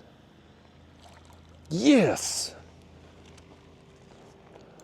It's a small one, but by gosh, it's a buffalo, and I will take it, man. Yes. I love some buffalo. Get in there. Yes. Yes, y'all. Here's what I want to do. I want to leave him sitting there a second. If we can. I'd like to get this other rod out the way, get it cast back out. Let's set that there. Let's get our other rod cast out. I was about to say we probably need to just rebait all these because that one on the right was getting hit before this one in the middle went down. So we probably need to check it and see if it's got a worm on it and rebait. And then, of course, we obviously got to do the other one over there now. It's got the buffalo. Yes, y'all, this is awesome. Anytime I go out and I'm carp fishing and I get a buffalo, man, that I just feel a little bit more successful. I've had other carp fishermen comment my videos like they don't like buffalo. I love them. I would rather catch a big buffalo than a big carp. I know I'm in the minority on that because buffalo don't fight as hard as carp. While we're at it, here before we land this thing, let's just go ahead and get this one back out too. Let's go ahead and reel it in, rebait.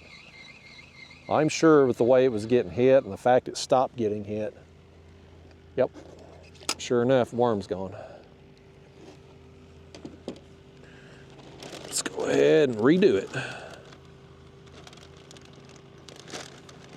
And now that we've cast out so many times,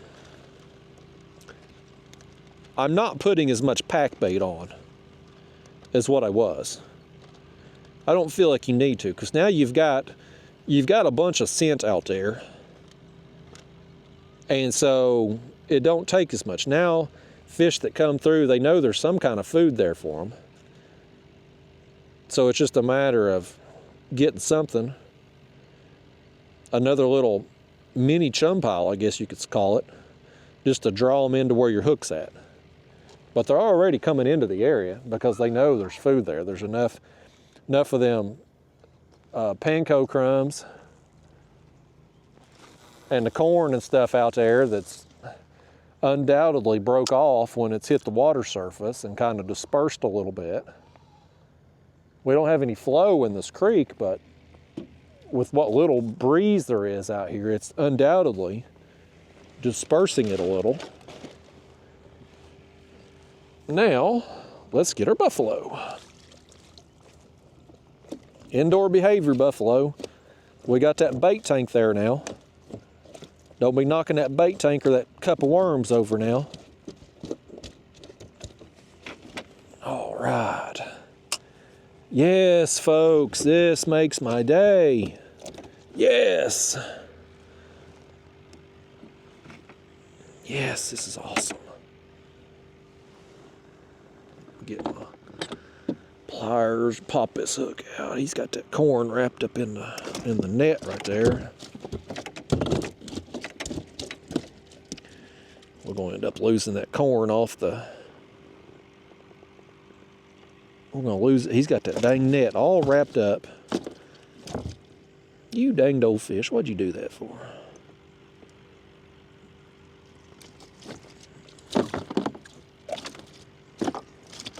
If I ain't careful, I'm going to bend that hook trying to get it out while not ripping that corn that's all wrapped up in the net.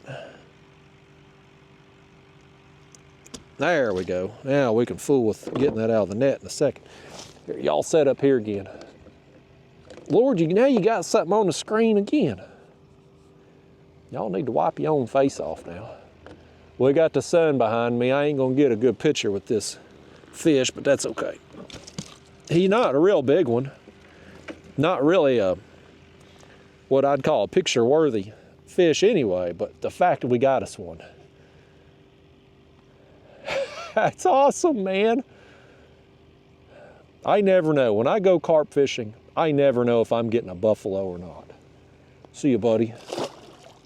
It's so sporadic. Like, it's just It's just a total crapshoot if I'm getting a buffalo. And that's why I was trying all summer there to try to use the soybean meal, because everybody's like, oh, Justin, you got to use soybean meal, soybean meal. We didn't catch a single buffalo with the soybean meal. As soon as I switched back to the panko, buffalo.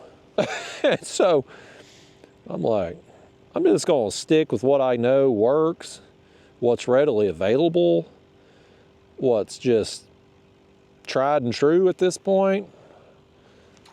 And by gosh, it just got us another one. Them things are slimy though. You talk about a slimy fish. Catfish, known as being slimy, right? They ain't got nothing on buffalo. Those buffalo, man, there's just a different level of slime. But you know what? I love them, man. I love them. I want to catch them every time I go carp fishing.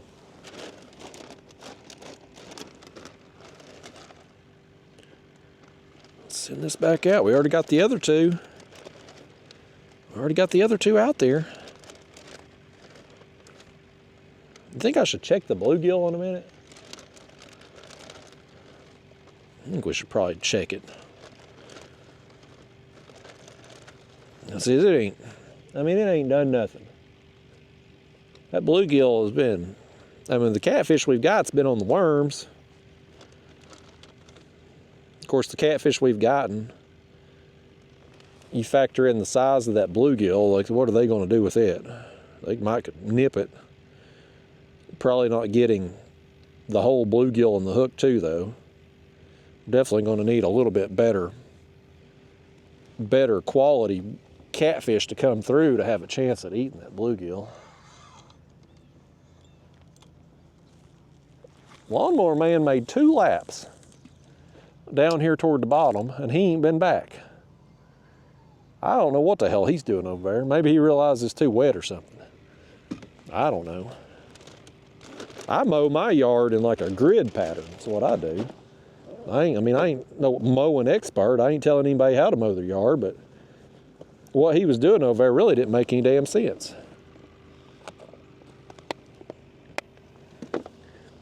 Should we, let's reel in this bluegill, folks. How long we been at this now? Hour and a half, and this bluegill ain't done nothing.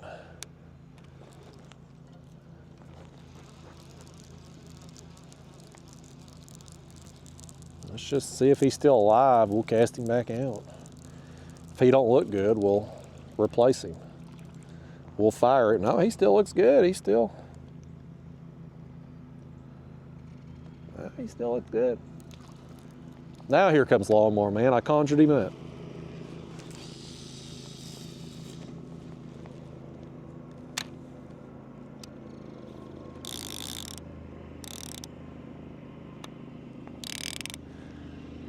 Okay. We'll cast the bluegill back out. Got all our lines back out. Tighten that up. Need to tighten this one up. All right, man.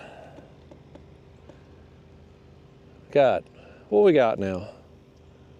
3 or 4 carp, 2 catfish, and now a buffalo. That buffalo, man. I know he wasn't big, and I know y'all consider them things trash fish. There was another one out there that just come up. But I mean, trash fish or not, I like them. And we got something on this 3rd rod right here. He was hitting it. But you know how that fish, though, like I saw that line was really slack, and I reeled down and there was more slack. That happens a lot, it seems like, with buffalo. Like, they're not like a carp where they're going to hit it and just run. It's like they hit it, feel a little bit of resistance, and then just come back in and sit there with it. I've noticed some of them buffalo fishermen, and that buffalo guide I went with in Texas a couple years ago, they were using something, well, hell, now the name of it's escaping me. Pop-up? Not a pop-up. drop back. He had them rod pods that we were fishing from the bank, and he would lay his rods across of it, and if a fish ran with the bait, it would beep. But he clipped something on that is line so that if, in that situation, a buffalo hits and the line goes slack, that clip would fall and it would also make a sound. And I forget what that thing's called. I'm sure I'll get educated, 57 comments in the comment box, educate me on what it is, but it's a way to essentially be able to know you've got a bite when you don't feel your rod get hit, when your line goes slack like that. Because if I hadn't looked up and saw that the line was just laying there on the water, I mean, he could have had that a lot longer. Lord knows y'all wasn't gonna pick up on the rod. Heaven forbid y'all help me reel in a fish or land one out here. But yeah, it's weird how buffalo do that. It's like they're just gonna sit there with it. It's kind of like a difference too between a blue and a flathead. You know, blues are like that. Like they'll hit a bait and just run. And oftentimes flatheads will come up and eat a bait and just sit there and just hold it in their mouth. So, oh, this third rod. Lawnmower man's about to see a fish caught down here. This is good timing on this one if this fish will take it. I think he's got it. He does. Lawnmower man's right over here. He's gonna see it too. Lawnmower man's getting a live show, buddy.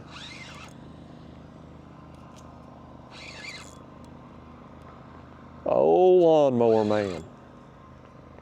I hope he gets a leaf blower and a weed eater out too. My gosh, we need the whole shebang today.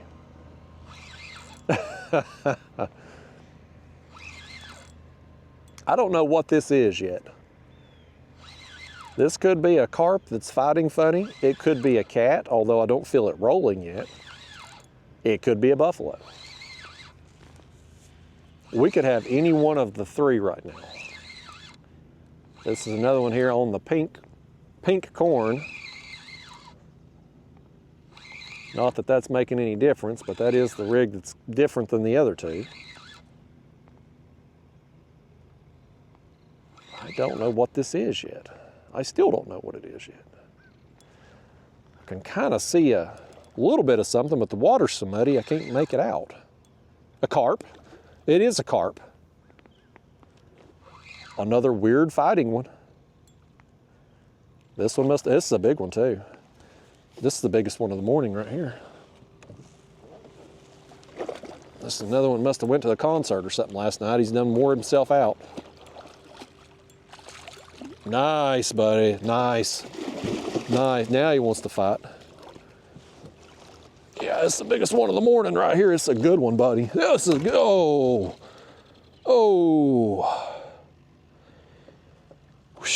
Could have done without that fish.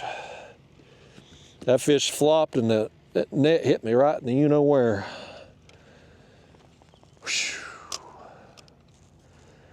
Well, it's a good thing the girlfriend's pissed at me. I probably ain't gonna need it no how.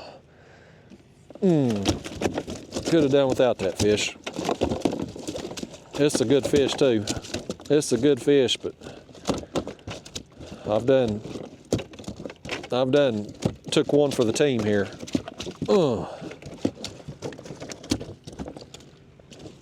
You didn't fight at all coming in here, Carp. Now you won't quit. This fish is acting a fool. It's done caused an injury. Dadgummit. Quit a minute. Quit a minute. Enough now, you done whooped. There we go, now we got it out. Okay. Ooh. That fish got me good, y'all. I mean, that net just, he flopped and this part of the net here just, it got me. It got me good. Could have done without it. Okay. Easy now, easy. This fish just won't, he didn't want to fight at all. on the fight in. Yeah, he won't want to quit. That's the best one of the morning. Boy, he's an ornery thing. His fish won the battle. I may have won the war. I got him. But he won the battle. Goodness gracious. Whew. Boy. Who knew fishing was a contact sport? You have to start wearing a cup out here just to catch a carp, man.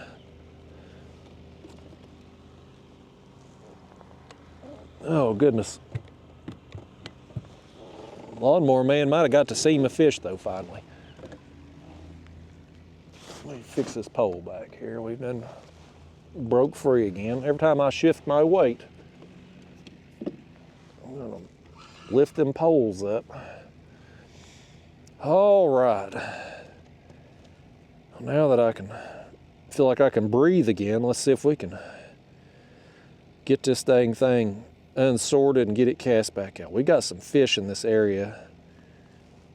They seem to be in here all the daggone time. Spring, summer, fall. Hell, they might be in here in the winter too, for all I know.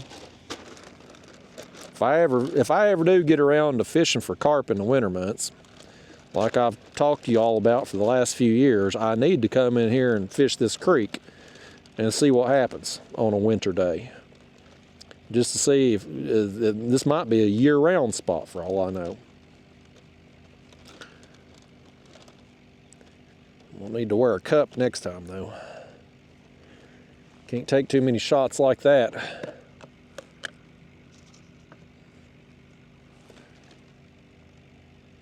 Get us another worm on there.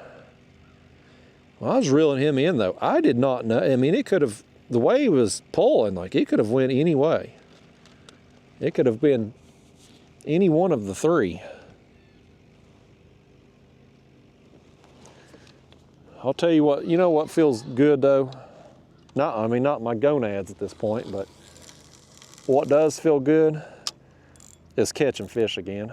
After the last couple sessions of catfishing, just getting out here, getting something to pull on the line, getting some redemption. And I know some of you say, Justin, well, who gives a damn? It's carp, they're trash fish. Hey, man, it don't matter to me. I just like fishing. I like catching stuff. I can get out there, that last video there with the ultralight rod and that new kayak. Man, I can get out there and have a dang good time just catching whatever will bite. And it's just, man, it's just fun to reel something in. Obviously, if I go catfishing, now I'm hoping to catch catfish. That's the goal. But coming out here on a trip like this, where we're kind of hopefully going to get a little bit of everything, to actually be catching a little bit of everything, man, it's a good time, man. I just enjoy it. I enjoy it so much more when you actually catch fish. I was trying on that ultralight trip. And every time I go ultralight fishing, I always feel like I'm a damn salesman because I'm not selling a product. I'm trying to sell people on just going ultralight fishing because it's so much fun. It's easy. You catch a ton of fish doing it. You need minimal gear. Like, there's so many positives to ultralight fishing, but the number one thing is, oh, he's got it, he's got it, he's got it. We just cast it back out.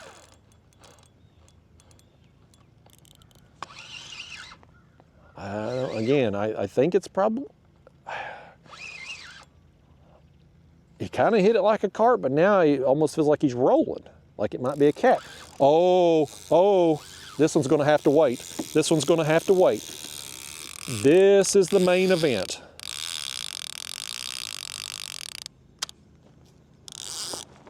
We got him. Whatever he is, we've got him. Let me turn that clicker off. We're doubled. We're doubled. We got something out here on the bluegill, and we've got something over here that I don't know what it is. Hopefully they don't end up wrapped up around each other. We know the one in our hand is a cat. I don't know about the other one. How about that, folks? Old bluegill finally got to eat. A little bit better quality cat. He's no monster, but he's definitely bigger than the other ones. Yep. Well, now our combination trip is officially successful, since every rod and every bait has now been eaten at least once. Yeah, all right. I'll tell you what I want to do. I want to put him back in the rod holder and finish with the other one now before we land him. Let's see where this one's at. I want to know what this one is. I think this might be another cat too. Potentially, because it feels like it's rolling. I wonder if we just didn't have a school of cats worked through.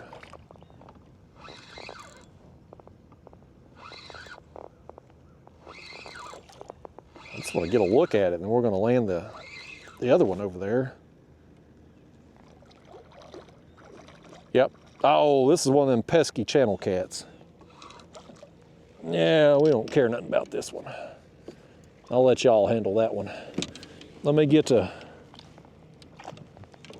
this bigger catfish right here. We're gonna work on him right now. Yes, got the live blade eating. Yeah, it's a fun sizer. Another skinny fish. Nice, man. Biggest cat of the morning. I am happy to see you, kitty. Now I don't feel as dumb for carrying these bluegill out here. Been toting these things around, just trying to find something to feed them to. Y'all hop back up there a second. Yeah, he's fun size length, but real skinny. Real skinny. Sorry, fish, you ain't getting a good picture with me today. Ain't happening with this sun behind us. Now, let's get our channel cat around the motor here. Old channel cat. First one of these of the day. Hopefully the last. I accused that blue first thing this morning of being a channel cat, but this one, and this channel cat here, I mean, it's not a big channel cat by any stretch, but for our area here, it is a fairly decent size for a channel cat. Our channel cats here just don't typically get, they definitely don't get as big as what they do up in like Sandusky Bay and places like that. Well, yeah. Oh. Well, that fish took a more painful flop than he should have. He should have just let me keep moving him over gently. Hey, got the bluegill eating, y'all? Yes. Well, that's me and you now. Oh, another one. We've now got only one bait left in the water. I was gonna put us another live bluegill on right quick. I'm gonna have to lose this sweatshirt now, y'all. I'm starting to heat up now. Y'all got me doing all this manual labor, reeling in these fish.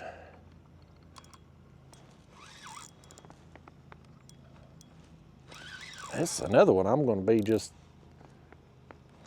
curious to know what it is. I don't have a clue. Kind of hit like a carp in the beginning, but now I don't really feel like one.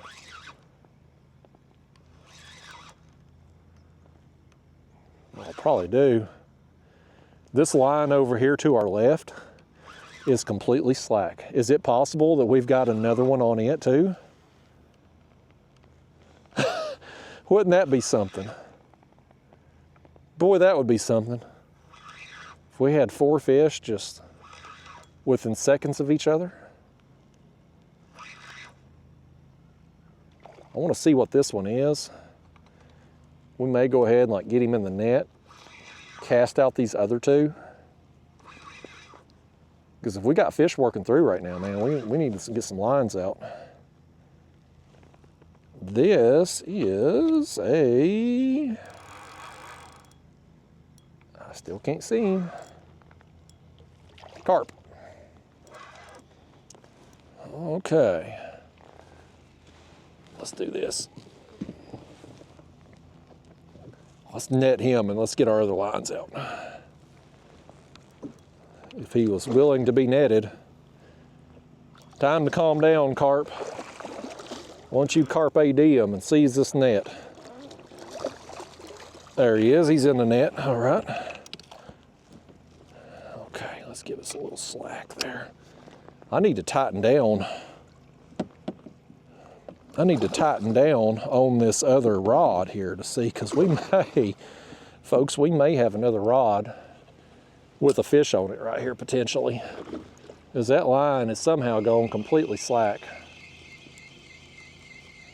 Must have just been the kayak moving, there's nothing there. We'll rebait it too. The worm's going on it, makes me think something might have possibly hit it. We've got this one in. Let's just go ahead. Let's just go ahead and get everything rebaited real quick. We've got fish coming through here right now, man. Bluegill gets eat. Got all these worms getting eat. These fish may be turning on here a little bit all of a sudden. Yes, sir. Y'all don't let that fish over there on the net. Don't let him pull that net off the kayak now. That'd make for a bad day. Lose our net. I lost the cast net last time I went out trying to get some shad, which I had to do because I can't catch a skipjack if my life depended on it right now. That may be part of the problem why I can't get no catfish at the time being, because I've had such lousy bait. We got our carp stuff out here. Let's go ahead and just get this one too. And then we'll get the live bait on.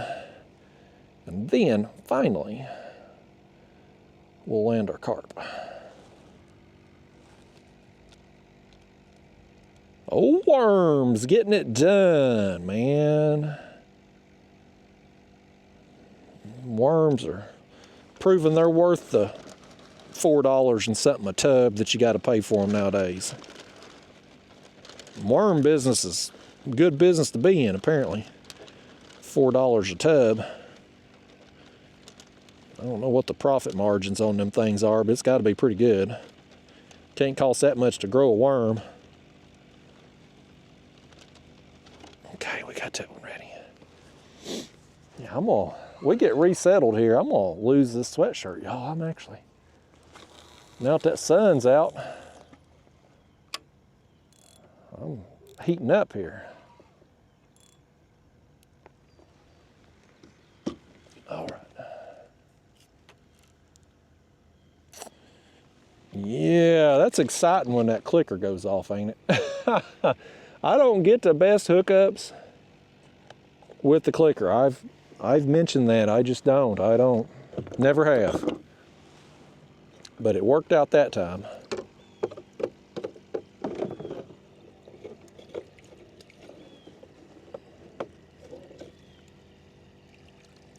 Yeah, it's a big one right here.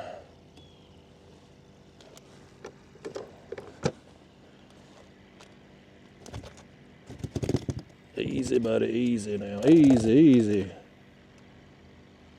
Easy. Don't be finning me there, buddy. All right, let's get them scales.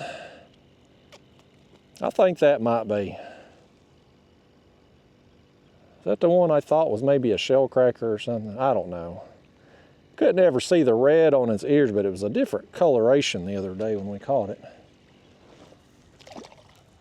Either way, it's a nice size, lively bait that's going out.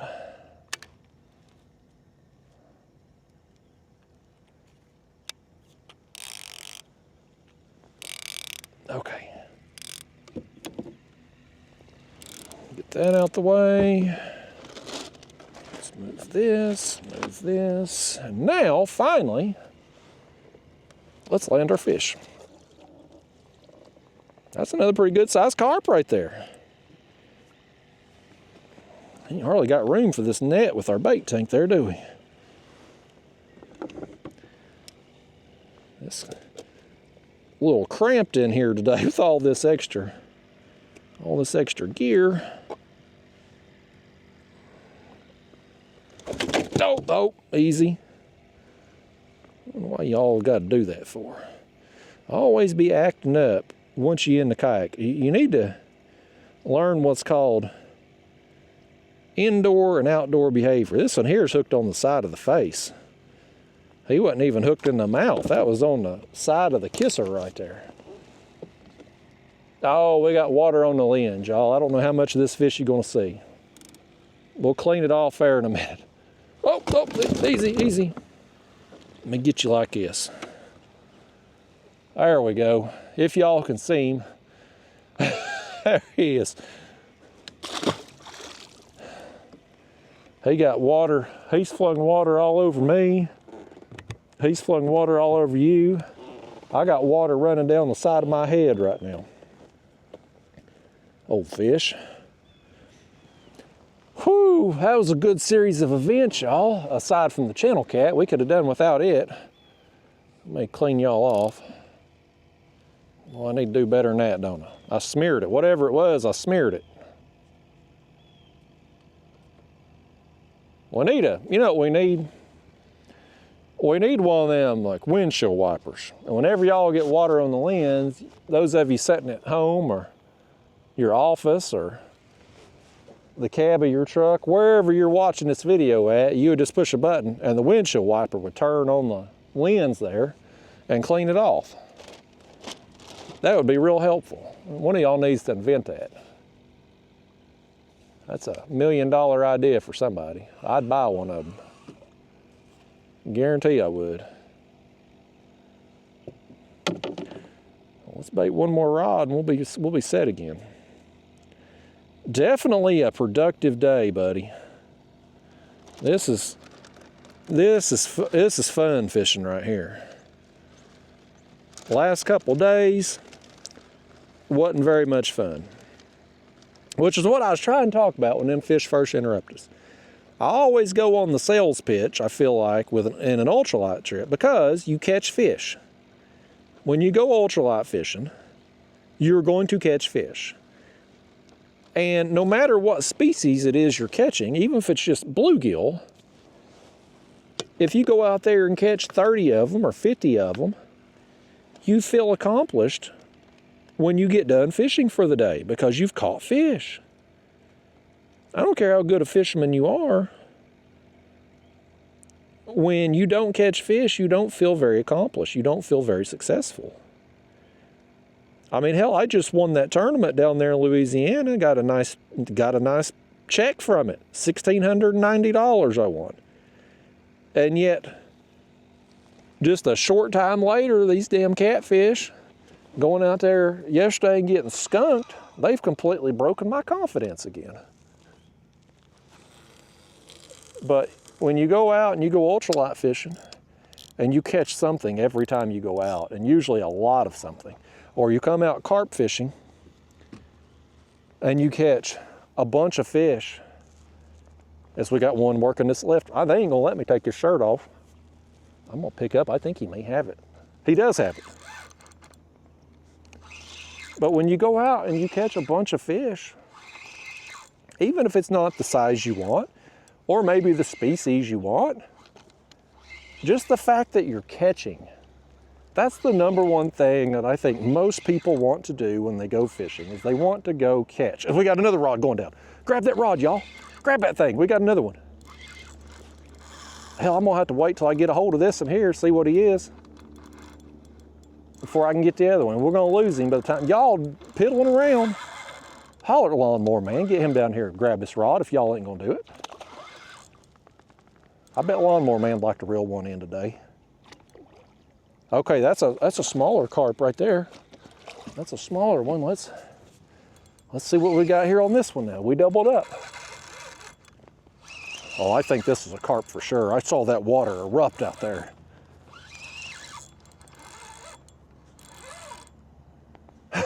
This one's fired up, man. That one over there is the smallest one of the day, carp-wise anyway. This one, though, I don't know, but he's mad. Now, this is what I want to see out of a carp right here.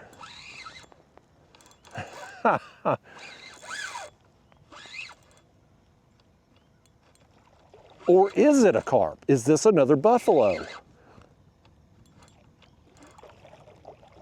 Folks, we got another buffalo here. This is another buffalo.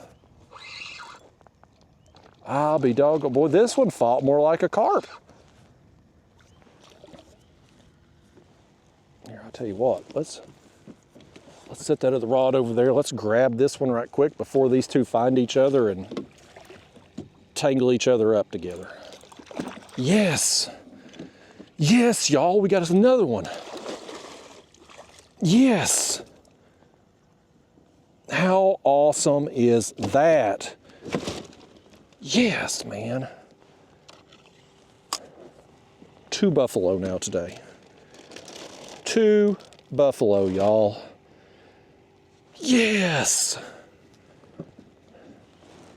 I was already feeling accomplished today, but boy, I feel a lot more so now. Any day I get to buffalo, I am having a good day. Okay, we got that unhooked. If y'all ain't got water all over the lens, you don't this time. Good. I'm gonna hold this up here. We're gonna hold another buffalo, because I got snot dripping down my face. Yes. There it is, man. Terrible lighting. I should have set up on the other side. Nice, though. See you, buddy.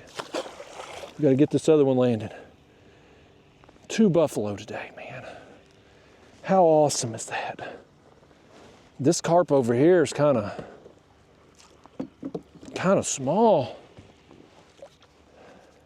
Okay, yeah, it is a carp. I had to double check it here, look at it again just to see, make sure it wasn't possibly a buffalo too, because it's a little bit different. This is a different shape of a carp right here. It looks different shape anyway. This is look at the size of that. He's short and tall. I don't normally catch carp this small. That one right there we could actually use for cut bait, actually. We could use him for cut bait. But I'm gonna let him go. I had to think twice about it. I'm gonna let him go. I'm kind of at this point, I've done so terrible on the catfish since I got home from Louisiana. And we've had such a good day doing this today so far. I think tomorrow I'd like to do more of this, honestly. Tomorrow's gonna be my last trip, I think, before I go to South Carolina to get ready for the Santee Cooper tournament. So there's a good chance I'm gonna be back doing some carp fishing tomorrow. Real good chance. Let's get this out of the way.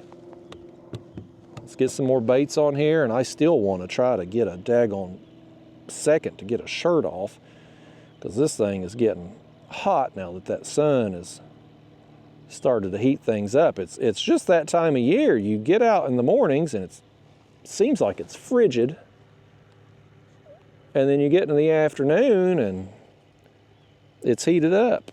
It's like Mother Nature don't know what it wants to do.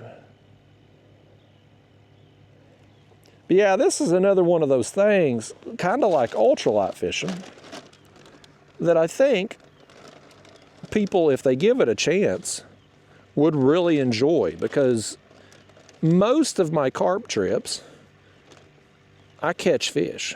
Most of them, not all. I mean, I had them trips there in the spring that wasn't any good. But I mean, you find you a productive creek and you just go out there and cast out, and man, you can catch some big carp, some big fish. You'll get some catfish mixed in too. Get some buffalo mixed in and get action. And it's fun when you go out and you actually catch fish on a fishing trip. I know what a crazy concept that is. Let me put this rod back over here now. It's a lot more fun than when you go out and you don't catch a diddly poo. So why not spend more time, or at least some time, doing a technique or a type of fishing where you know the odds are in your favor. If you go out and you're specifically looking for a trophy blue cat or a trophy flathead, I guess you go out there with the mindset that you know you're going to have a lot of unsuccessful trips before you get that one day where everything just lines up perfectly for you, right? That's probably a mindset thing. But when you're just going out and going fishing with the hopes of hopefully hooking big fish, but mainly just wanting to catch something, well, why not do techniques that give you the best odds of actually catching something? And at any given time, that bluegill could go down too with a big cat. I mean, at any given time. I mean, you got lines in the water, you always got a chance. So, I mean, and I should do this more. I don't know why I don't, honestly. But the other thing you could do is do these combination trips. Like, yeah, we're out here, we're carp fishing, but we got these big live baits on. So if a big cat does work through, we got a chance at catching those too. And that way you do both at the same time. You get your action and you still have your chance for the big fish. I don't know why I don't do stuff like that more often. I mean, I don't want to, if I'm fishing 70 feet deep, there's not a lot I can do there. I mean, I could fish the upper part of the water column probably, but I'm not gonna, you're not gonna sink pack bait down 70 feet deep. It's gonna be off the feeder before it hits bottom. Here's what I gotta do though, folks. Here, y'all set up there a second, would you? I gotta get this shirt off, man. I should turn the camera around the other way while I do this, but y'all's wives would leave you. If your woman, if your wife, or your girlfriend, if she saw me stripping right now, I'd wreck your household. I would. That'd be the end of you. So I don't want to do that to you fellas. All right, we got out of the hoodie now. I can cool off a couple degrees. I'd have froze to death this morning if I didn't have that hoodie. But now that the sun's out and the fog's gone, just don't need it anymore. Whew, y'all, what a series of events. We just got on some fish right there. Here's an observation that I've made though. I was gonna share this. So that catfish we got on the live bluegill, I call him fun size because he's fun size in length, but he's real skinny. Now, when I went down there to the Mississippi River there in Louisiana, I was expecting those fish, and I had never fished Mississippi River before. I'd never been in the state of Louisiana before. Like, it was completely new to me. So I didn't really know what to expect, but what I thought would happen was that we would catch fish who would be long and skinny. I thought those fish that would be fighting the current all the time, because Mississippi River, there's no dams. It's just flowing water all the time. They get more rain up north or melting snow or whatever, you get more flow, right? So those fish are always on the treadmill. And because of that, I thought they would be more lean, muscular fish. It was the exact opposite. All of the fish we caught, not just me, but everybody down there from our tournament group, everybody caught really fat fish. All of the fish were almost obese for their length. Like they were just exceptionally fat. And here's why I think that happened. Here's why I think it's like that down there. I had numerous fish poop in the kayak, and there would be corn in their poop. And downstream from where I was at, I couldn't get to it. It was too far away. I looked and looked. I could not find a place to drop a kayak in close to where they were doing it at. But there was a situation downriver from us, maybe 3 miles or so, where these barges would get offloaded and they would be offloading corn. And when those things are when they're transferring corn from a barge to the land, of course, there's going to be some of that corn, a lot of it apparently, hit the water.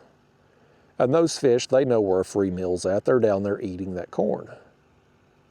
As our second rod here gets hit. This story may be about to get interrupted potentially. So you catch these fish down there, they are just obese for their size. I mean, just really fat. And they're pooping out corn all over the kayak because they're down there probably spending a lot of their time eating that corn that falls into the water. And I don't know the barge schedules, obviously. Left rod now. Oh. Something tugged on it, but he didn't get it. Hope he didn't get our worm. We may have to recheck that in a little bit if it don't get hit again. But I would imagine if those barges are getting offloaded on a fairly consistent schedule, whether it's once a day, twice a day, whatever, those fish are probably conditioned and trained to hang out around there because they know they're going to get a free meal once a day, twice a day, whatever. And so it was the exact opposite situation that I thought would happen. The fish were completely different body size. They were all short and fat. And it got me doing some thinking. And you'll have to go with me on this. We're going to get off in the weeds a little bit. Where are we at today in society? Humans. We clearly have a weight problem in the United States anyway. I can't speak for other countries. The United States is mostly obese. Now, I live in the South, here in East Tennessee. And I ain't trying to talk bad about East Tennessee women, but here we go. Here we go. Story's interrupted. This fish now, he's turning, he's coming back at us. We got somebody coming toward us here. There's somebody coming in a paddle kayak down this way. I rarely ever see anybody in this creek. I used to say I never saw anybody, then I had a boat come through last month or whenever it was we was out here last and drove right over our lines. And so now I don't dare say I don't see anybody out here anymore because I don't want to jinx it, but I'll be damned if we ain't got a paddle kayak coming. Oh, our bluegill, our bluegill. Something got after him. He was swimming from something or something nipped him. This is a small channel cat here.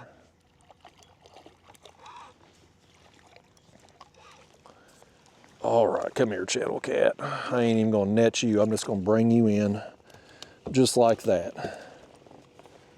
This channel cat don't have to worry about being obese, does he? He got hooked right through the bottom of the lip. There he goes. But what I was trying to say as we get rebaited here, if you look around the South, now obviously being a man, I look at women a little more. They're more noticeable to me, but man, there's a lot of fat women in the South. You go to other parts of the country, there's still fat women, but more so in the South. And I mean, hell, it ain't just the women. I shouldn't be just saying women, because I mean, there's a lot of fat guys in the South too. There's just a ton of fat people in America as a whole, but especially in the South. And you think about it, like, it didn't used to always be that way. Obesity has really took off in the last, well, in my lifetime, really. And you think about, like, why is that? What changed? Well, diet is one thing, certainly. That's the biggest factor, I would say. Used to, in Leave It to Beaver, TV show days, Brady Bunch days, the family ate at home. Meals were cooked at home. Now everything's fast food. That's what everybody's eating, is fast food. And what are they drinking with that fast food? They're drinking their Coca-Colas, their soft drinks, Pepsis, Cokes, whatever you want to call them. What is in those things? Well, they're full of sugar and they're full of corn. High fructose corn syrup. So much like the fish that are down there gorging on the corn being offloaded on the barges, humans are gorging on corn every day too. Not necessarily kernels of corn, corn on the cob, things like that. But they're gorging on corn products, because that's the only thing we grow in America anymore is corn. That's the only thing that's the number one crop in America is corn. It's the only thing farmers can afford to grow because it's so subsidized. We've outsourced everything else. If you buy vegetables, you go to the grocery store, you buy vegetables, it's coming from Mexico, all of it. Your tomatoes, your fruits, cucumbers, squash, everything's coming from Mexico. Nothing's grown here in America except corn. So corn is in everything. And when you get these ultra-processed foods like high fructose corn syrup, everything's got high fructose corn syrup in it. We're eating all of these corn products, just like the fish. And what happens? Everybody's getting fat. Now, I shouldn't say the women in the South getting fat, because the men are too. I just happen to notice women more because I'm always looking at women. And yes, I know I have a girlfriend. I shouldn't be looking at other women, but I'm still a man, by God. If there's a woman walking by, I'm going to take a peek. That's just how it is. It's just, all you women out there with your man right now watching this video, they're doing the same thing. It's human nature. Just because you look don't mean you're going to touch, okay? It's what we do. We look, we take a peek. But you see the obesity, it's just gotten so bad in America over the last, really my lifetime. And you think about what's changed. Well, our lifestyles have changed a lot. People are a lot more, they're a lot more lackadaisical. There's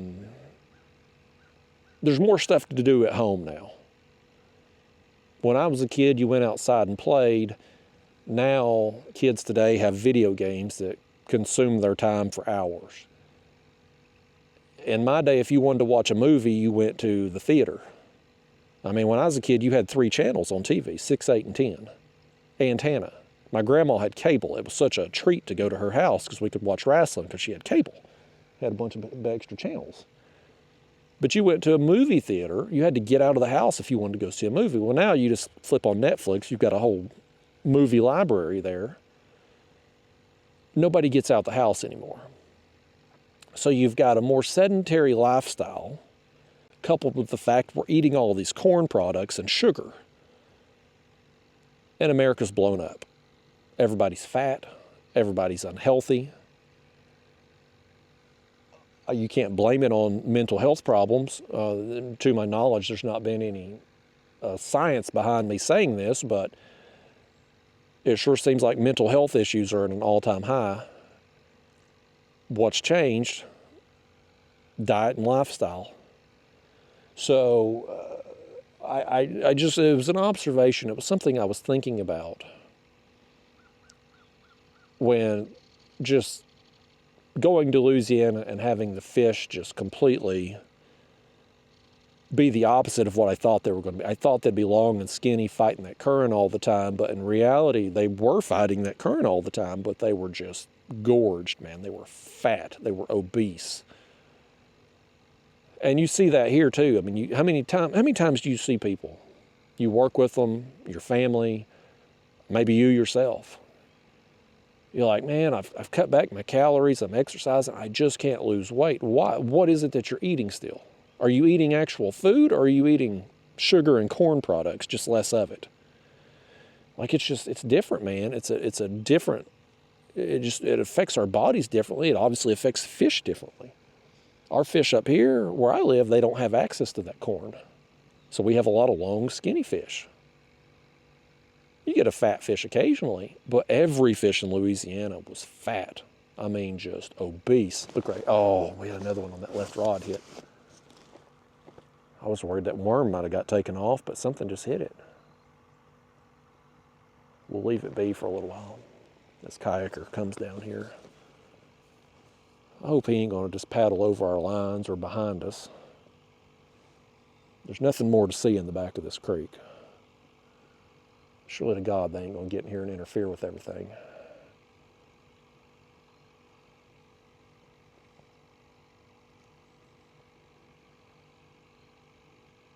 I'd really like to be left the hell alone today. I ain't trying to make friends. I ain't trying to be rude to nobody out here, but I ain't trying to make friends with nobody out here either today. I wanted to come back here and be left the hell alone. And so far, other than the lawnmower man who didn't even mow his whole yard, we have been. That don't make no sense what lawnmower man done. He didn't even mow. He mowed so erratically. It didn't make sense. He didn't do the whole yard. Maybe maybe he started last night and didn't get done. He's finishing the rest of it today. That'd make more sense. Maybe that would totally make sense why he'd be out so early. He started mowing last night. He didn't get finished, so he had to wrap it up today. And that's why he didn't mow as long. That makes sense, folks. I want to cast out this left line again. It's been hit twice now. I'm worried it don't have worm on it.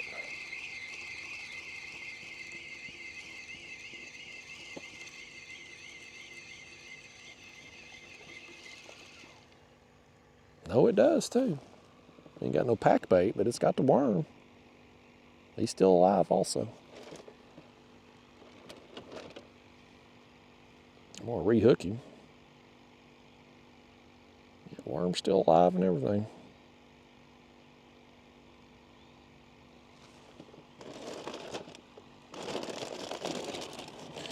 Well, something tried to get him twice and just couldn't.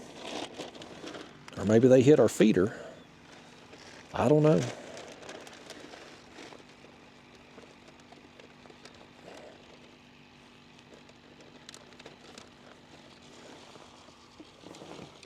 All right, let's cast this back out.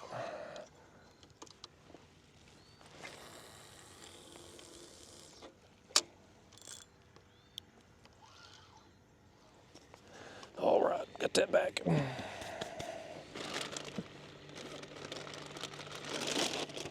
Get this out of the way. Morning.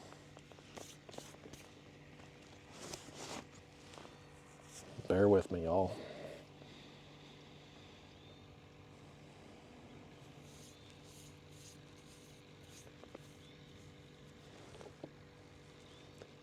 Lord Almighty.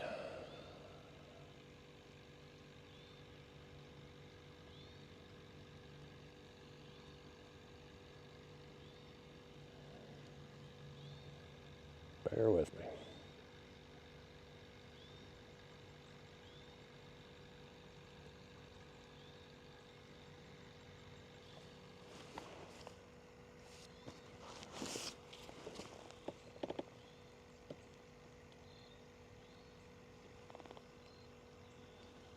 life jacket.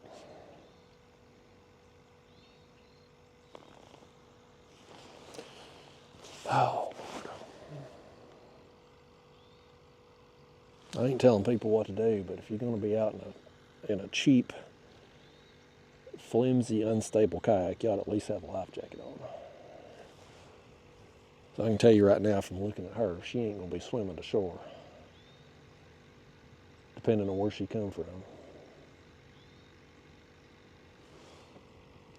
Oh, big fish, big fish.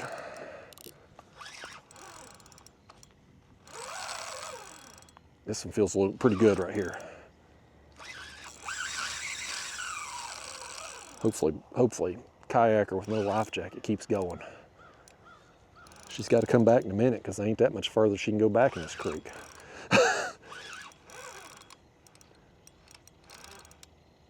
This is a better fish right here, folks.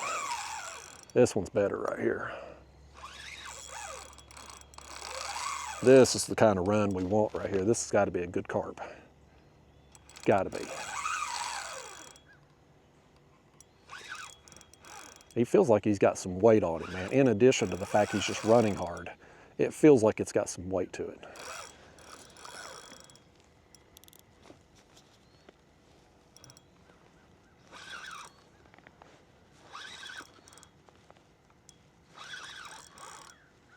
Oh, don't go into the line over there, carp. Y'all holler at your fish here.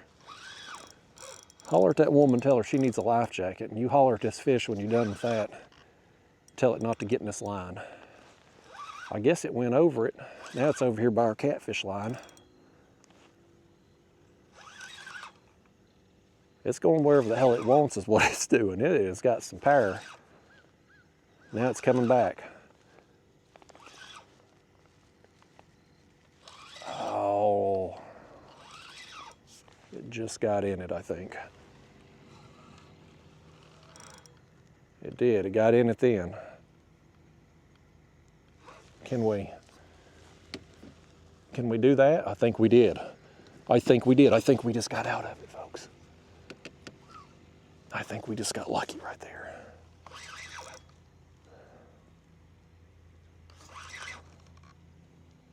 Yes. I want to get a look at this thing, because I mean, he feels good. It feels like it's going to be our biggest one of the morning. He's still fired up, man.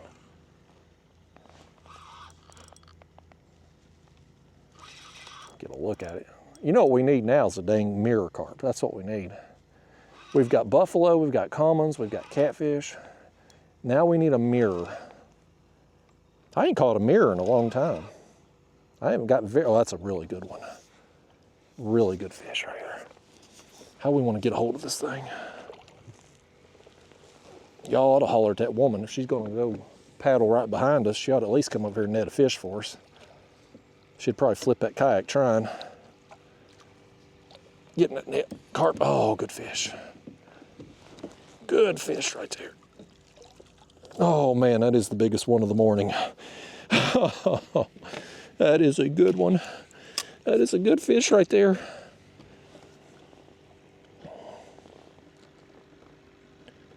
Right in the corner of that mouth. Let me get some pliers on it. Boy, I knew when I was fighting this fish, y'all, I said, this one right here is a bigger fish. I could tell just by fighting it, it had some weight on it, and boy does it. Yes. Let's hold it up here. Okay. Look at that fin. It's like he's flipping you off with that fin right there.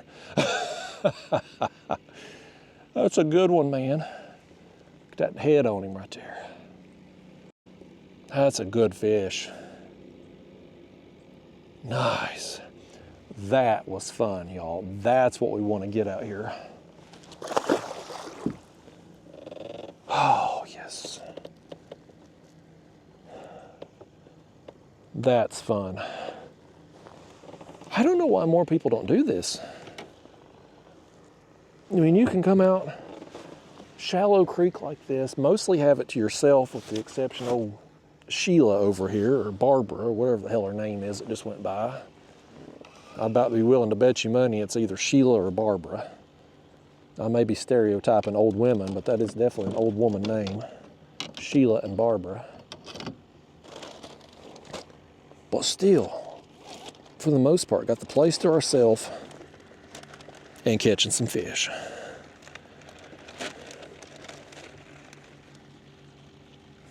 Lord, here she comes again, y'all. Paddling slower than damn it, too. She's like molasses going through this creek.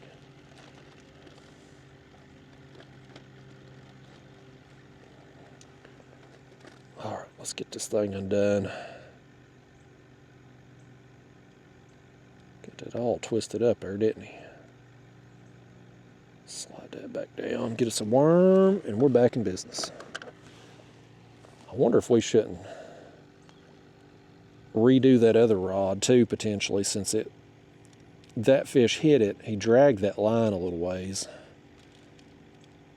We probably should, because it may have gotten, if all the pack bait had fallen off, it probably got moved away from the chum pile.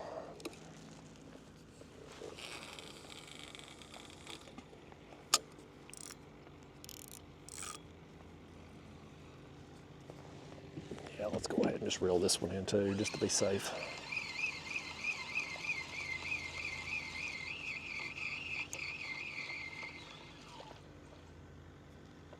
Still got the worm on there at least.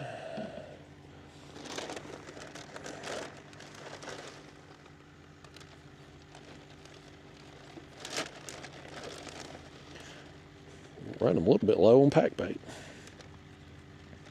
Caught several fish.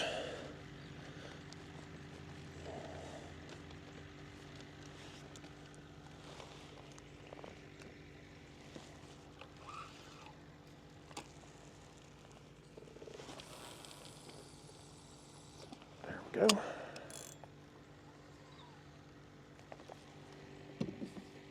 Bear with me a second.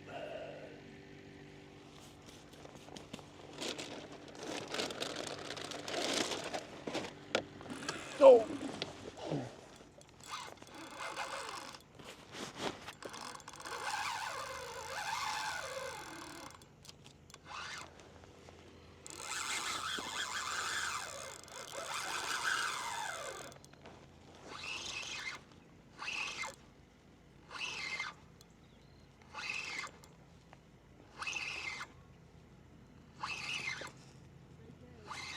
Thanks, you too.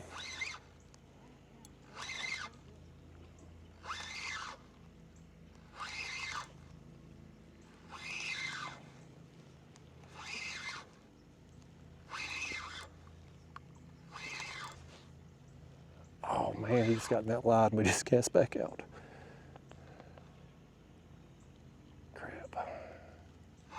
I think he come out of it. Bear with me a second, y'all. Barbara's on the move here. She's leaving.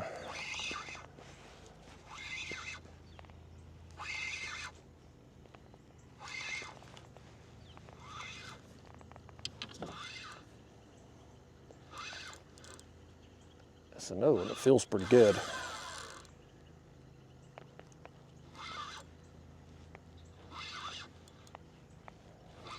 least Barbara didn't linger around like a fart to look at this fish. She just keep going on there. And at least she went behind me and not crossing our lines too, like that boat did a couple months ago. Of all the people I've encountered on the water, I obviously don't want to interact with any of them, but Barbara's probably been the best. And she's doing some exercising with that paddling, so helping work off some of that corn syrup she's probably eating. This fish here is trying to work off some corn syrup too. Oh, I see why this one feels better. That line's partially in his back fin. We've been kind of pulling him in. I think he's got the bait in the mouth, but the line around the fin. So he's probably been getting pulled a little bit sideways, which has probably made him feel a little bigger than he is.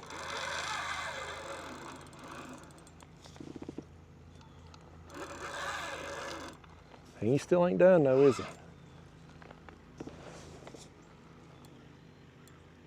Yeah, well, thankfully Barbara's went on, so hopefully that's the last human we'll have to interact with out here today. I hear Lawnmower Man starting back up there. Maybe he just ran out of gas. He had to go get him some gas.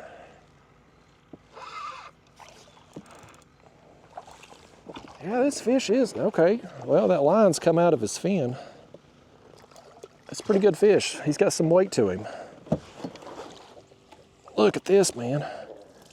That is another solid fish right there. That thing's got some girth to it.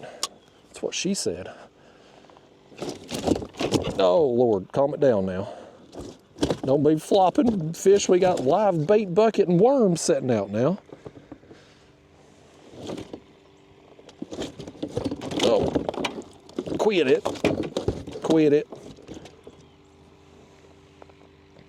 Fish, you mess with me, I'll holler at Barbara, tell her to come back over here and give you a stern talking to. She don't look like the kind of woman you want to mess with, fish.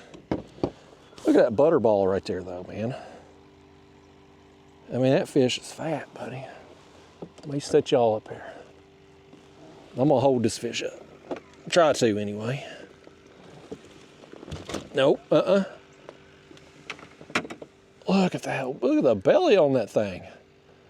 It looks like some of them corn-fed catfish. Down there in Louisiana, man, just got a huge belly on it for its size. Awesome.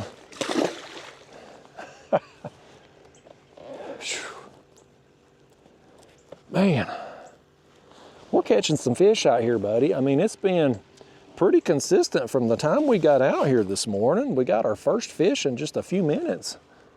And it's been pretty consistent ever since. It's been a good day. With the exception of Barbara going by, and at least she wasn't back here long and didn't cross our lines. She was very polite and courteous. She was having a good day, just doing a little sightseeing paddle adventure. You can't fault her for that on a beautiful fall day. I still don't want to interact with anybody, but you know what I mean. She's just out enjoying the day. I bet you $50 her name's Barbara, though. She looks like a Barbara. Something about old white women, I just always assume their name's Barbara. Now, there's so many Barbaras. I mean, the odds are definitely in your favor if you take that bet that the woman's name's going to be Barbara. That worm's still on there. We're going to reuse that one. But when Barbara went by, I just don't like talking to a camera when there's random people going by. So I hush up, and then, of course, now you've got 5 minutes of no talking on video. People's clicking off the video, I'm sure. It just is what it is. Barbara's gone now. She's going to probably go fix her some lunch or something, or a brunch. She looks like the type that'd probably be a brunch eater. Probably going to be full of corn syrup and sugar. But she's out here paddling, buddy. She's hoofing it, so she's burning some calories today. But back on that topic, though, very quickly. I ain't going to stay on it long. But it was just an observation I made. You got all them fish down there in an environment where you would think they would be burning a lot of calories, but yet they're all fat. And their corn's clearly making up a big portion of their diet because they were literally pooping it out in our kayaks. And you've got humans who keeps getting fatter and fatter. We have an obesity problem in the United States. More so in the South, I think, than some parts of the country.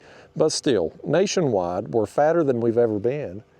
And you look at our diet, and it's nothing but fast food, Cokes, soft drinks, whatever you want to call them, pops, depending on where you're at in the country. Everything here in the South, we all call it Coke. Whether it's Coke, Pepsi, Sprite, Mountain Dew, it's all Coke. But that's what we're feeding ourselves all the time. You read the ingredient label on anything, high fructose corn syrup. You got sugar and corn, and everybody's fat and unhealthy. And so I have to believe there's correlation. I'm trying to cut back on all that stuff myself. I've gave up most of the junk food. I'm still having a Pepsi I was having a Pepsi every day, a can, with my evening meal. But now I'm having a Pepsi about once or twice a week. Usually if I just go out somewhere, I'll get a Pepsi. But that's it. And I'll tell you this, I've lost 10 pounds. I weighed myself last night, I lost 10 pounds. So I was at 182. I had gotten up to 192.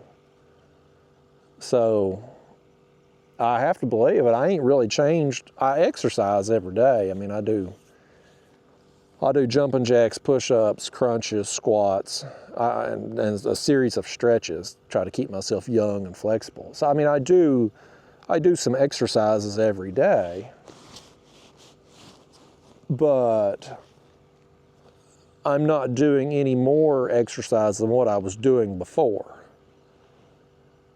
So the only big change is the fact that I've cut back on the Pepsi and I've cut out most of the junk food. There might be an occasional sweet or something. I mean, especially as we get on into the holidays here. I'm going to go down to the Florida Keys here at the end of November. You better believe I'm going to have me some key lime pie. Me and my girlfriend last week, when I got back home from Louisiana, we went out to eat, and we stopped by this place up there in Knoxville called the Peach Cobbler Factory. Peach Cobbler Factory. Because some peach cobbler sounded good. Ironically, they didn't have any peach cobbler. It's literally called the Peach Cobbler Factory. They were out of peach cobbler. They said they had some in the oven, it would be 30 minutes. Well, we didn't want to wait. So I got a blackberry cobbler.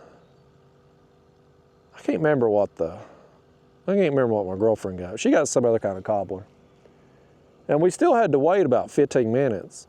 But the people that come in right before they brought ours out, everybody that come in there wanted peach cobbler. I mean, hell, it's the name on the building. They're kind of known for peach cobbler, but they don't have any. But even the person that come in there as right as we was getting ready to leave, we'd been there 15 minutes. They told them, well, it's going to be about 30 minutes if you want peach cobbler. I think they weren't doing any more peach cobbler. I think they were just telling everybody it's going to be 30 minutes so that they'd order something else and get them to leave. But I don't know how you run out of peach cobbler. If your name is Peach Cobbler Factory, shouldn't you just make sure you've always got peach cobbler? It's kind of like if you go to McDonald's and they're waiting on fries. How do you run out of every meal at McDonald's is served with French fries? How do you ever run out? You should just always have some in the, here we go.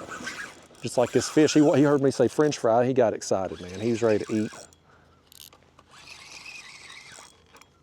I will say this though, I did eat like crap down in Louisiana. Because, I mean, down there, you're traveling, what are you going to do? You're going to eat fast food.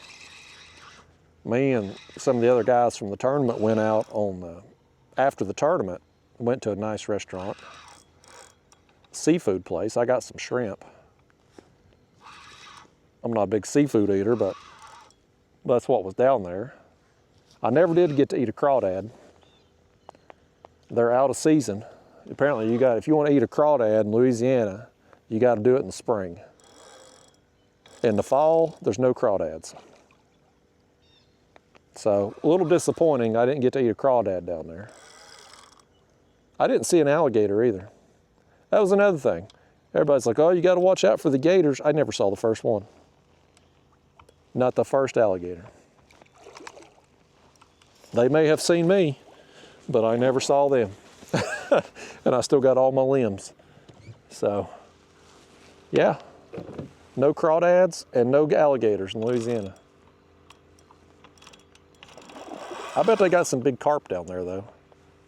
I didn't try carp fishing while I was there, but I bet you there's some big ones. With that climate and all them backwaters and bayous and stuff, I bet you there's some big carp in there.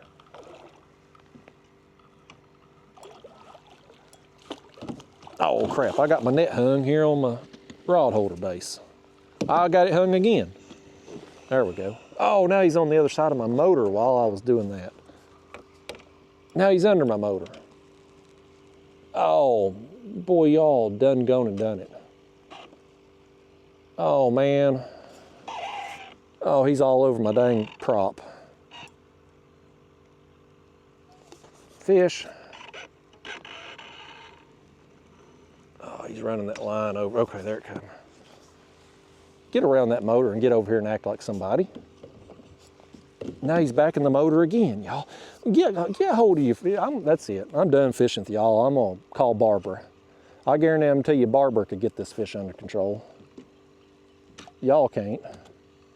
He's all up in that motor, man. There he come. Get over here and act like somebody. You old fish. Whew. Boy, that fish was ornery thing, wasn't he? Oh, we got one on this rod. Boy, I do need to holler at Barbara now because I need somebody to reel in this other fish.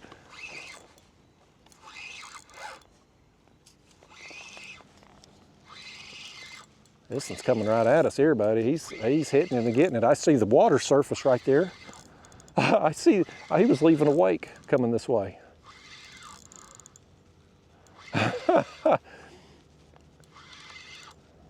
He looked like a daggone shark skimming the surface right there.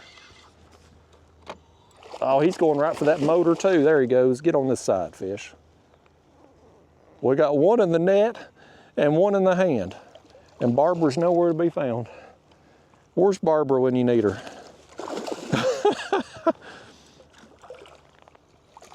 Well, let's do this. Let's get this one landed. Let's set that back in the rod holder. This one here is pretty good, man. We have gotten some nice quality fish. Yeah, I mean, what a productive day. Like, we're really tearing up some fish here, man. I've lost count, but this has been several fish.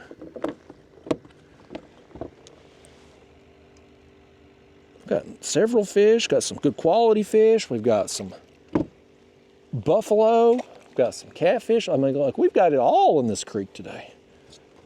Here, y'all set up here a second again. I'll hold this one up too.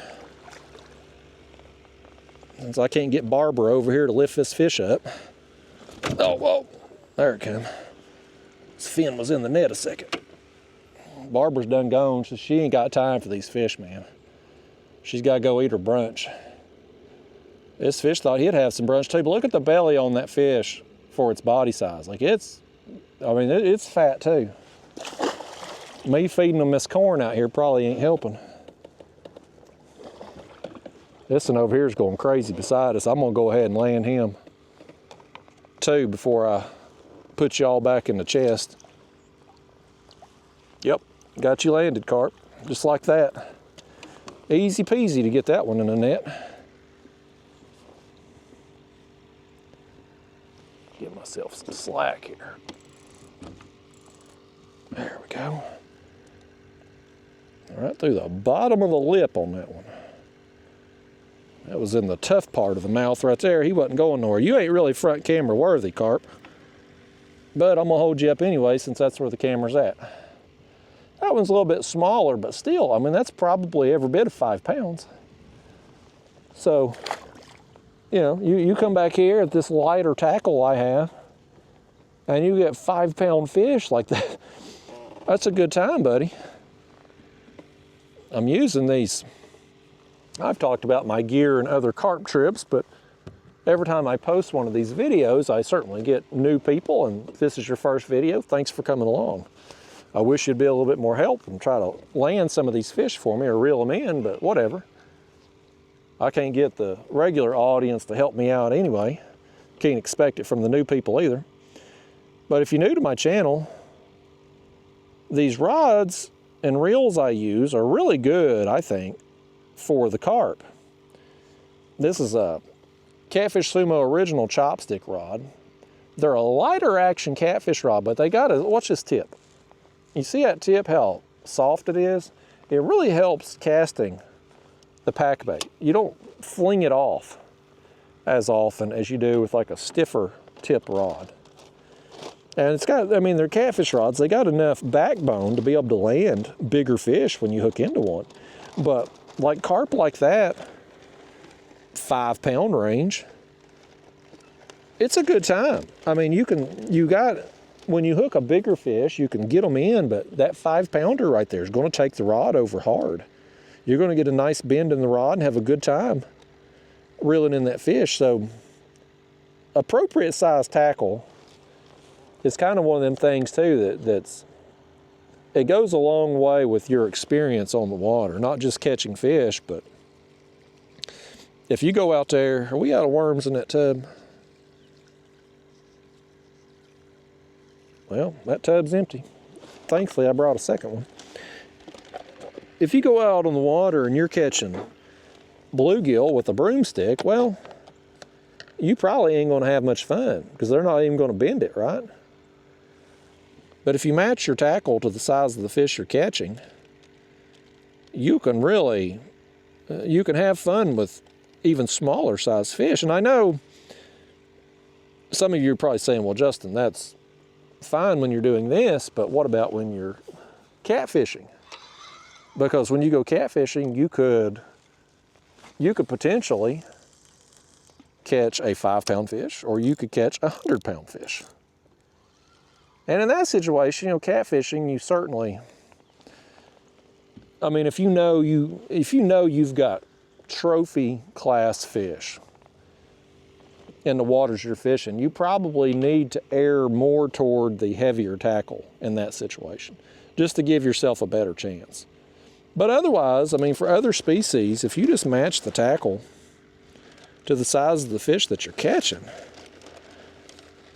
you're going to have a lot better experience on the water. And so I've been using these chopsticks here from Catfish Sumo the last few years, last 2 or 3 years for sure. I was using bass rods for my carp fishing. And you can do that too if you're a bass fisherman and you got catfish bait rods, whatever. I mean, you can certainly use those. And they were adequate. I mean, I was catching fish with them. I got videos on my channel doing it. But I broke one of them.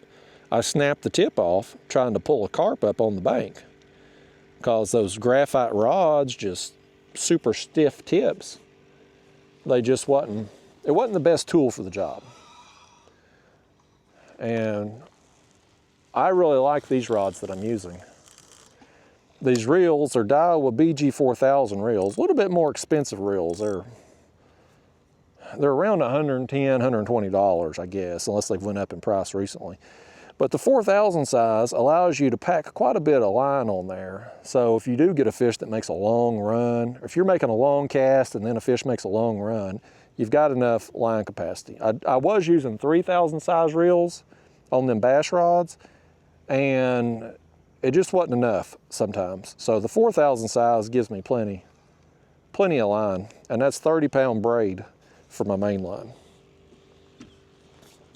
So that's kind of my gear setup. But I mean, I think these rods are pretty adequate for carp fishing, and if you hook a catfish, a buffalo, whatever. I don't have any complaints with them. Now, if you're fishing exclusively from the bank, and maybe you need to make really long casts, these rods, they're not going to be, and these reels even, they're not going to be sufficient for your needs. You're going to need a longer surf rod or maybe more just of a traditional carp rod. A lot of them carp rods that the European guys use are 9 foot, 11 foot, 12 foot, just to give them extra casting distance. You may need something like that if you're fishing exclusively from the bank. In places that you need to, I mean, if you've got places, I can't really, this creek's a bad example because there's not really bank access here that's not private property. But let's say you were in a creek this size and you had bank access and you could cast pretty much to the middle of this thing with one of these rods. Well, in that situation, you don't really need the longer rod. I would rather, personally, this is just my personal opinion, experience, I would rather have a rod that's a bit shorter than a bit longer. Because storage, where do you put an 11 foot rod, 12 foot rod when you ain't using it?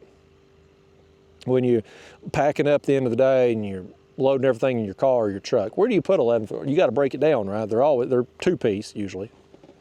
You break it down, but that's just one more step. With these rods here, these are 7.5 foot. With these, and these are 2-piece rods. I don't have to break them down though. They fit in my vehicle. I get home, I can put them in my shed. I don't have to break them down.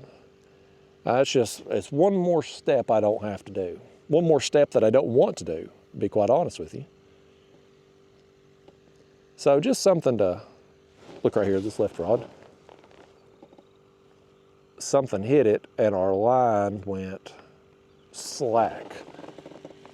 Could this be another buffalo?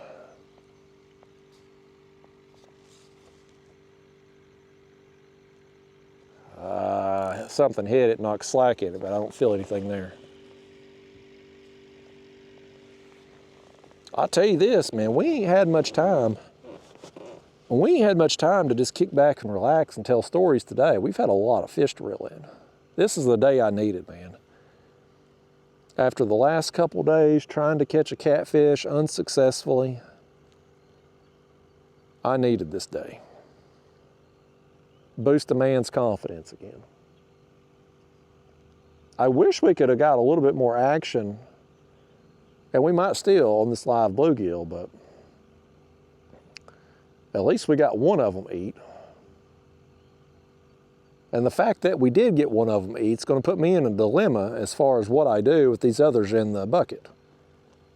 Do I dump them out like I said I was going to do if we didn't do any good with them, or do I keep them one more day?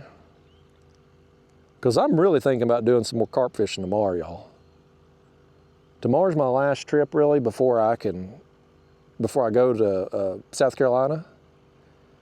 And I'm just gonna fish on the morning for a few, because we got that Jelly Roll concert tomorrow night. And so I think my girlfriend's planning on leaving work a little early. She's gonna leave around 3. And since we're gonna be staying out late, I know I'm gonna sound like an old fogey, but I probably need to get a little short afternoon nap in to make sure I'm refreshed for the concert. So I'm probably just gonna fish a few hours in the morning. But I've got some stuff to do this afternoon, so I'm not gonna go out and try to get any more catfish bait. Not that I could catch any anyway, because Lord knows I can't catch a skipjack right now if my life depended on it.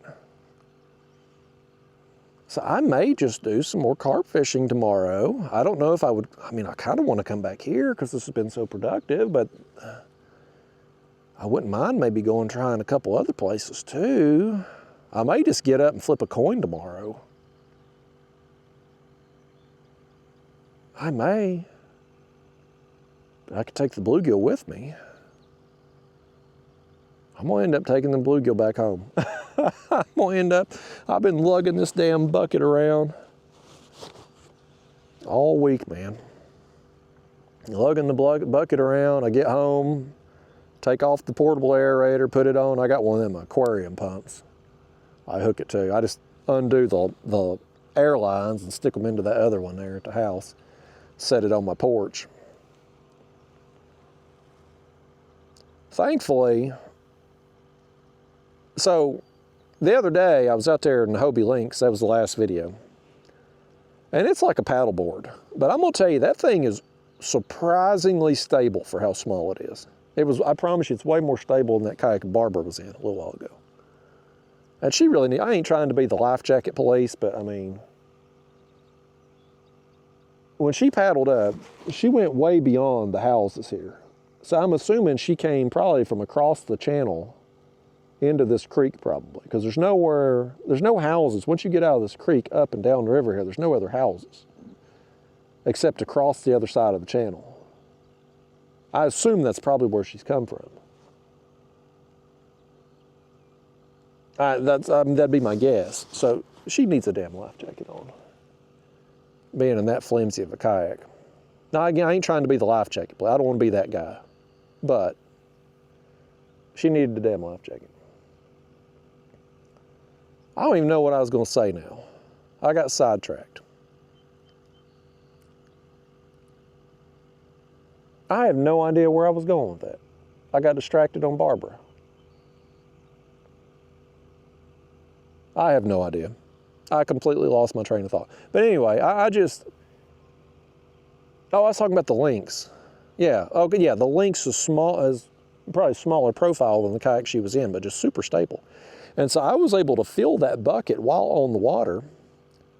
And then I put that bucket with all that weight on the front, in front of the pedals of the lynx, and it still felt rock solid. This kayak here, when I got the motor and the battery and then this live bait bucket all up front here, I can tell, I mean, this is still a stable kayak, but I can tell it's more front heavy. This fish is front heavy. This fish is front heavy right here, I guarantee it. He's running. We got us another one.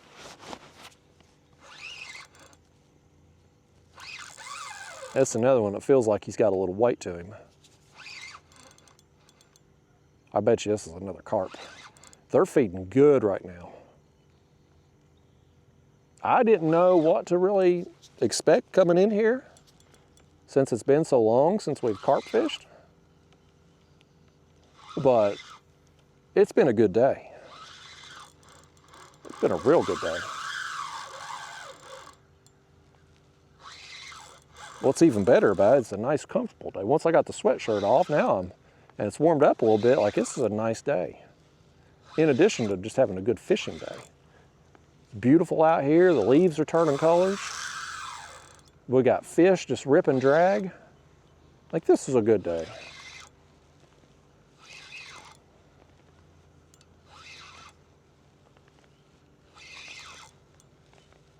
He went over there near them other lines, he didn't get in it.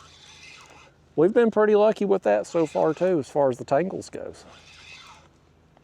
We've had some things go right today. Oh, okay, he's splashing around, buddy. It's a carp. He's showing out there on the surface. He must know he's on camera. This is his big moment. This is his time to shine. He's going to take advantage of it. This fish is going to have movie stars and agents calling him, wanting to have him in a movie. Get over here, carp. Get in that net. There you go. There you go. Let's bring you on in. Another solid fish. That is a good one too. Let me turn this net around a little bit. There you go. Look at that thing right there. Yeah, folks, I just don't know how people don't find this fun or how people don't want to do it. I mean, these bass fishermen around here, I get back to the place I put in that day, if there's bass fishermen there, we'll have to have awkward conversation at the boat ramp, of course. I ain't gonna give you front camera time, fish. He's mad at me because this is supposed to be his big moment of fame. This is his, I'm gonna put you in the light. I'll at least do that for you, fish. You're the first one that's been in the light all day. Get out of here, ungrateful. But I get back to the launch today, I guarantee you there'll probably be a bass fisherman there, and they'll be like, oh, did you catch anything? Because you got to have that awkward conversation. God forbid people at the boat launch beside each other just not speak. And I'll be like, yeah, I caught a bunch of carp today. They'll be like, oh, carp, you know, because they're going to snub their nose at it. They're above that. They're better. That's like me catching channel cats. Like they're above it. And I don't like their attitude. So I don't even like talking to them about it. Because I know that they've been conditioned. The culture is bass are great and everything else ain't. And so I don't even like talking to bass fishermen about it. But when you have to launch, you got to have that awkward conversation. But if people would give them a chance, I guarantee you they could get into it. I guarantee you they could. They just fight too hard not to get into them. Hell, our smallest carp out here this morning is probably bigger than any bass that anybody out here is going to catch all week. Because the bass around here, I mean, let's face it, you catch a 5-pound bass around here, you've done something. They ain't but a handful of 7-8 pounders caught all year long out of the local bodies of water here. You can't hardly catch a carp that's under 5 pounds. So I know people would get into it if you just get past the culture and the stigma. Fortunately, though, people don't. And that's better for me because really and truly, I mean, there's part of me that wants you all to experience the fun that I have doing this. But if everybody was carp fishing and I couldn't come back in these creeks and have the place to myself, if everybody was doing it, you know, like you just always seeing people every time you go out fishing, I probably wouldn't enjoy it as much. Part of the appeal for me is just having the place to myself, just an occasional boat or Barbara going by. Otherwise, you back here just catching all these fish all by your lonesome. And so I'm very torn on it of whether or not I want carp fishing to get popular or not. It would be nice to have gear readily available as our bluegill.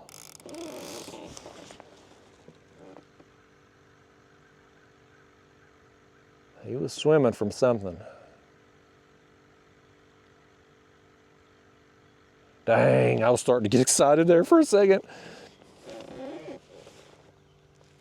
But if carp fishing got popular, we would certainly have more gear options available here in the United States. Catfish Sumo, I don't know how much of this I'm supposed to tell. I better not say. There's been some carp products in the works for a while. I'll just say that. I don't know how much I can and can't say. But it would be nice if carp fishing was a little bit more popular, more companies would be more willing to invest money and resources into getting them available for us. And right now, it's just very limited options. So from that aspect, it would be good, but if I would be going back in these places and seeing other people fishing for them, they would take away something from me. And it was kind of like that with catfishing. When I started posting these videos on YouTube back in 2015, 2016, I ain't just talking about like people catfishing out of kayaks. I never saw that back then. It's way more popular now than it's ever been, but I never even saw people catfishing in boats back then. Like I never see any. You go out on the weekend, you'd see a bunch of bass fishermen, it'd be a bunch of pleasure boats, but you didn't see catfishermen around here. Now, I see, hell, during the weekdays, I come out and fish, there's catfishermen. There's almost always somebody catfishing, no matter where you go. So it's certainly got a lot more popular in the last 5 to 10 years, however the hell long it's been. It's definitely, the catfishing's definitely become more popular, not here locally for sure, but nationwide as a whole. And you can see that just not only visually when I'm out on the water and I see more people, but also too, there's more catfish companies, more catfish products. The Catfish Conference up there Steve Douglas puts on, there's more vendors and more people attending the show than ever before. So it's obvious that catfishing as a sport is growing. And that's certainly good as far as getting products and money and all that stuff into the sport so that we can have better gear and things readily available for us. But the downside of that is there's more fishing pressure. Yesterday, for instance, I got skunked. I got skunked on my second spot. The first spot I went to, there was one, when I got to the launch I used yesterday, there was one truck and trailer in the parking lot. They had already got on the water before I got there. It was a catfisherman, and they were sitting right where I was going. I mean, what are the odds, right? But like that used to never happen, and now It happens all the time. I leave my house planning to go somewhere, and I get to that spot and there's already a catfisherman sitting on it. And so I got to go to plan B, plan C, whatever. And so that's the downside, I guess, of a sport getting more popular, is you just can't do it as easily anymore, or when you do it, places are getting more pressure, fish are more pressured. And so when it comes to the carp fishing, I'm very conflicted on that. On one hand, there's part of me, it's like, man, I'm having fun. I want you all to experience that. But then the other part of me is like, I'm having fun because you all don't do it. So I guess maybe that's why I push ultralight fishing more, because ultralight fishing I can do anywhere. I can pull up my ultralight rod and some small jigs, gulp minnow, and I can go anywhere and catch fish. And so I'm not as dependent on spots per se. You take a creek like this, and we could set up anywhere in here. That's not a problem, but what I wouldn't want to do, let's say somebody was setting up in the back here of this creek and they're carp fishing. What I wouldn't do, I wouldn't want to go 100 yards up in this creek and set up. I'd want them to have their space. And then the same thing too, like if I'm back here and another carp fisherman come up, like I'd want them to give me my space. So it's different when you're anchor fishing, kind of like we're doing now, versus ultralight fishing when we're just on the move, covering water. Speaking of that though, I did make a purchase, y'all, or attempted to. I've used that same ultralight rod for at least 8 years, because I know I posted my first ultralight video on this channel in 2016. And it's 2024 now, so that's 8 years, and I had it before that even, so at least 8 years I've been using that same ultralight rod. But I got my ocean trip coming up here end of November. And fishing around them bridges and stuff last year, I was throwing out my ultralight rod and catching bait. I was catching them snapper, them needlefish, the pinfish, you know, I was using some of them for bait and stuff. But everything's biting. You throw out a piece of shrimp around any bridge down there, you get eat up with something. And again, like we talked about with the carp fishing, if you match your tackle to the size of the fish you're catching, all fish are fine. And so I was taking my ultralight down there and catching me bait around them bridges and having a damn good time doing it. But,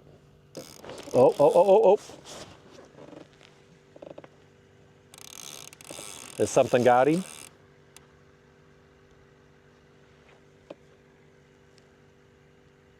I think something might have, I don't know if that was something got after him or he just swimming.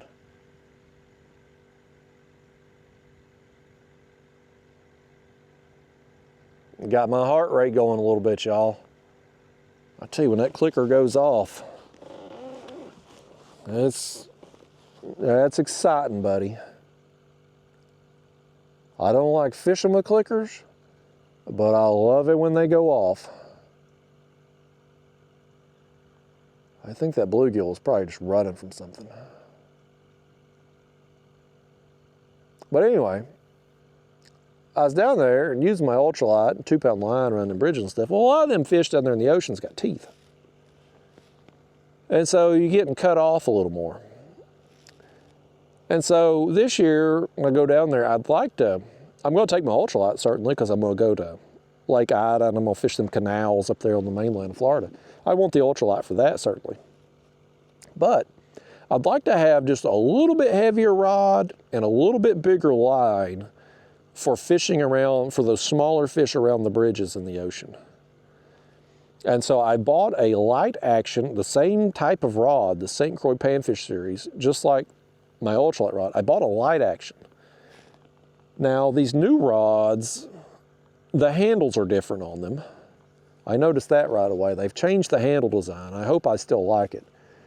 But anyway, I ordered it, and I ordered it on Amazon because, I mean, I've got a Prime membership. It's free shipping.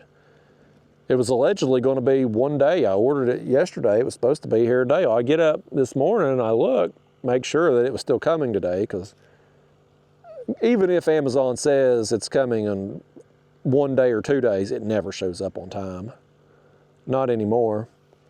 Well, lo and behold, I guess Postal Service must have broke the rod, because there was a note on my Amazon thing that said there was a problem.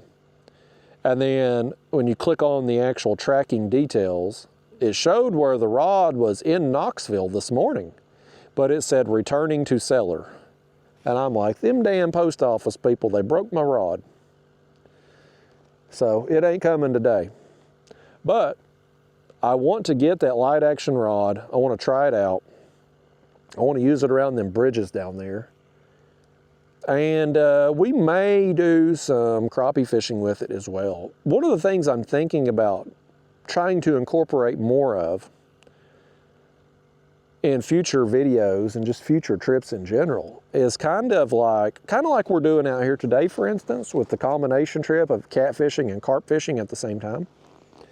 When I get the new kayak, the Bonafide, and I can fish off the back of the kayak while I'm moving forward, it will be so much easier to troll, drag baits, things like that for catfish. Right now, when I'm facing forward and I'm dragging baits, I've got to fight fish sideways when the rod goes down. It's doable, but it's not as comfortable and it's not as easy to manage a rod behind you. So for instance, there's some trips this year y'all have seen me do where I've thrown out another rod behind us under a balloon, fishing the upper part of the water column, right?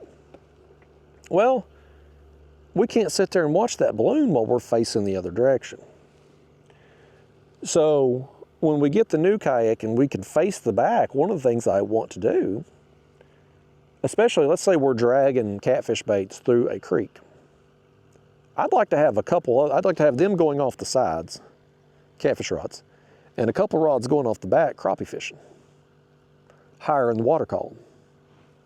Throw out some minnows under a bobber as you move along, or a couple jigs, whatever. Just have them out there. Do like a crappie and catfish combo trip when I'm in a situation where I can have a reasonable expectation of catching both. And so I'd like to incorporate more of that. And so anyway, I got this rod, hopefully coming soon. If the Postal Service will actually deliver it in one piece. That's probably the problem with it. It's a 6 foot 4 inch rod, one piece. So I bet you that thing got squished.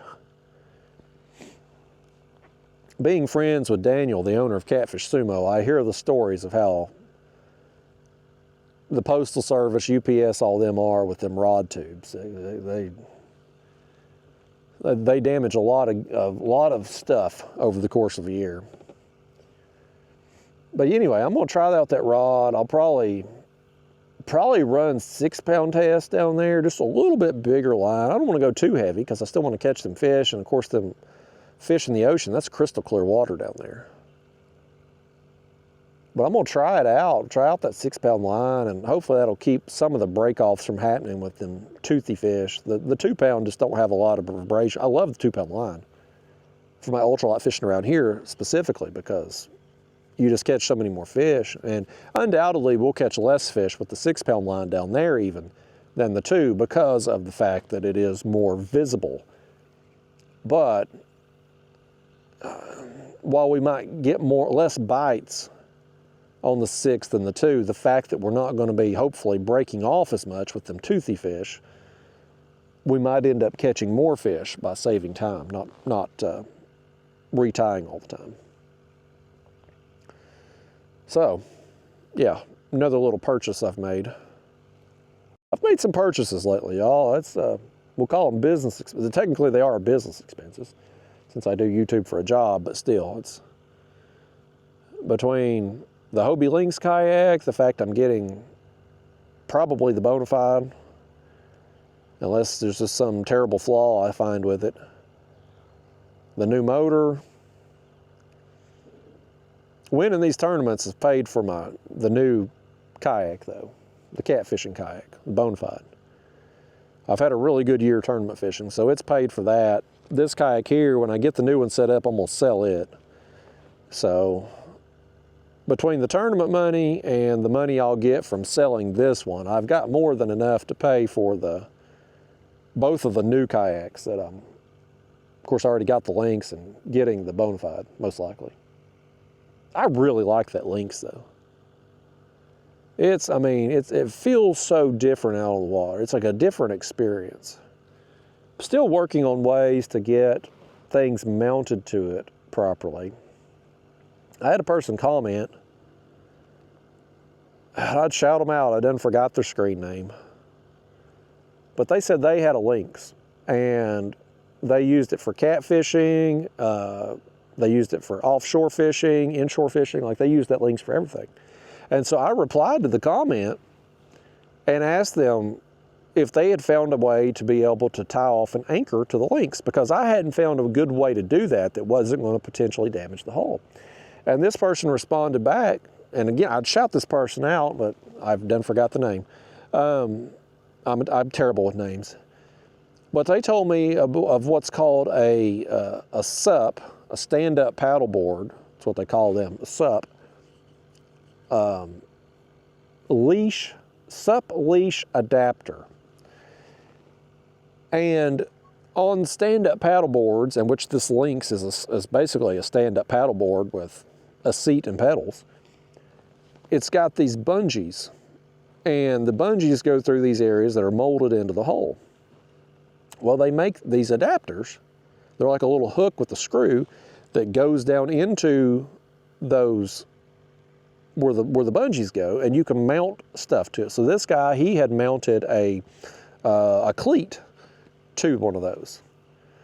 And so I've ordered a couple of those too, and hopefully we can mount a cleat, or maybe even run an anchor trolley, put one on the front, one on the back, and be able to run an anchor trolley, potentially, and be able to anchor that damn thing, and we might get out there and try to catch a catfish in it. I would like to catch one, just to see what it was like. Oh, middle rod. Something's pulling on it. He tapped it a couple times. He's still tapping it. He's tapping that line more than I'm gonna be tapping my girlfriend if I don't quit bringing that cat in the house. She don't want that cat in the house, man. She just ain't about that cat in the house with her allergies. But yeah, that Lynx, I'm liking it. It's so lightweight. It's just, I've got that little motor that's going to go in the transducer slot. I haven't hooked it up yet, but it was delivered. I got to get it on, try it out before I do the ocean trip. It would be cool to catch a big fish in it before I take it to the ocean, just to kind of trying to get accustomed to it. I'm gonna, has this fish got this line? Is he coming at us? He does have it. He does. He's coming right at us. He hit it and come at us. Could this be another buffalo potentially? How awesome would that be if we got another one? Lawnmower man, he's push mowing up here now. I don't know what's going on with this guy in his yard. He has had an odd pattern today of how he's mowing. Ain't none of our damn business, but still. Is this another buffalo? I think it is. I think it is, folks. He's gonna take off now, ain't he? I think we got another one. I just got a glimpse of it for a second.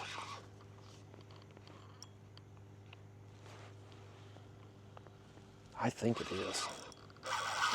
I'm 82% confident right now that we've got a buffalo. The way he bit makes sense. It was a light tap, and then the line come back at us.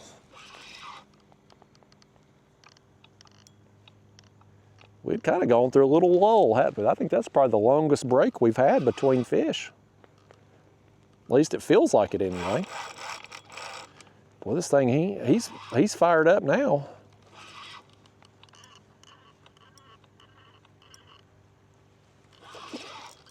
I still ain't got a great look at him.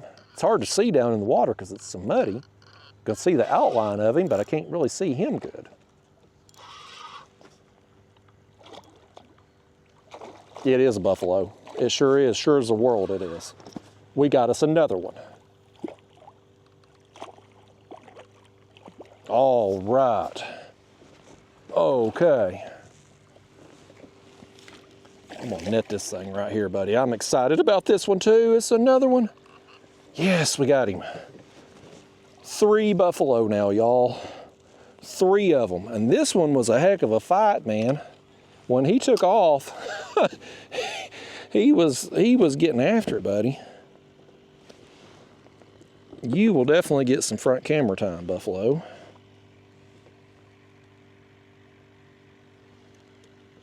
There we go, got that out. Y'all, man. Got another one, y'all. Yes. Looky there, man.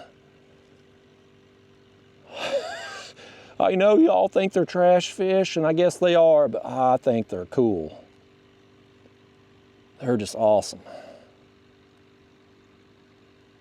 Man, that's awesome. 3 of them now. Ever since we got rid of the damn soybean mill and went back to Panko, we started catching buffalo again. Everybody told me, go to soybean mill. And then when that wasn't working, like, oh, well, Justin, you need to let it set out and go sour for a week or so. I'm like, hell, I ain't got to do that because I can use this Panko when it's fresh and I ain't got to let it rot for a week.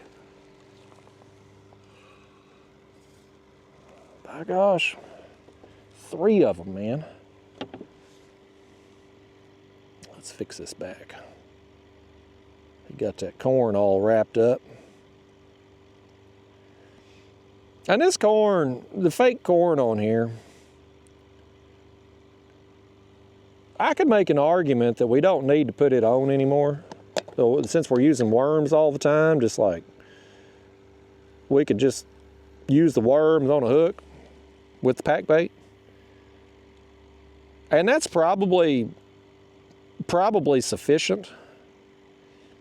But I honestly like having that corn on there because if the worm gets ripped off the hook, we at least still have another option to get eaten.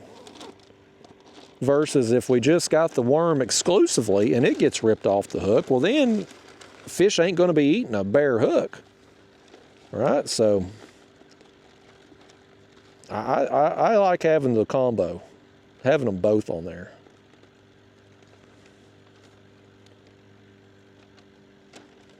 I'm not putting as much pack bait on this one. I kind of feel like we need to rebait our other ones now, but we're running out of pack bait. We've caught so many dang fish today, we're about to run out. But, you know, listen, I don't mind.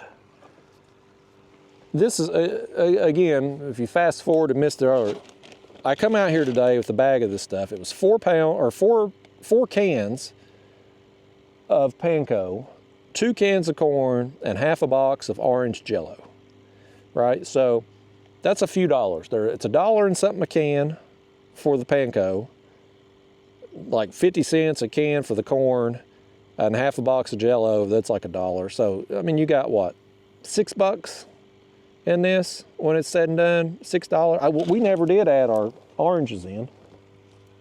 Hell, I had these damn oranges sitting here. We never added them in. $6 or so, give or take. $7 after tax. We've got a lot of fish out here for $7. I mean, hell, if you was buying catfish bait, if you was trying to buy a skipjack around here, they're $4 a piece. It costs you basically $1 every time you bait a line.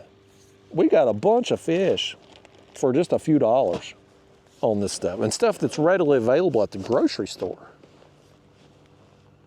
So, I mean, I feel pretty good about the investment. And I'm cheap. I don't like spending money. even though it don't seem like that with the purchases I've made with kayaks and whatnot.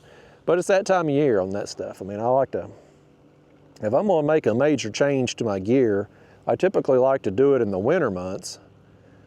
That way, when we get into the kind of the busy season, at least as far as YouTube goes, everything's dialed in.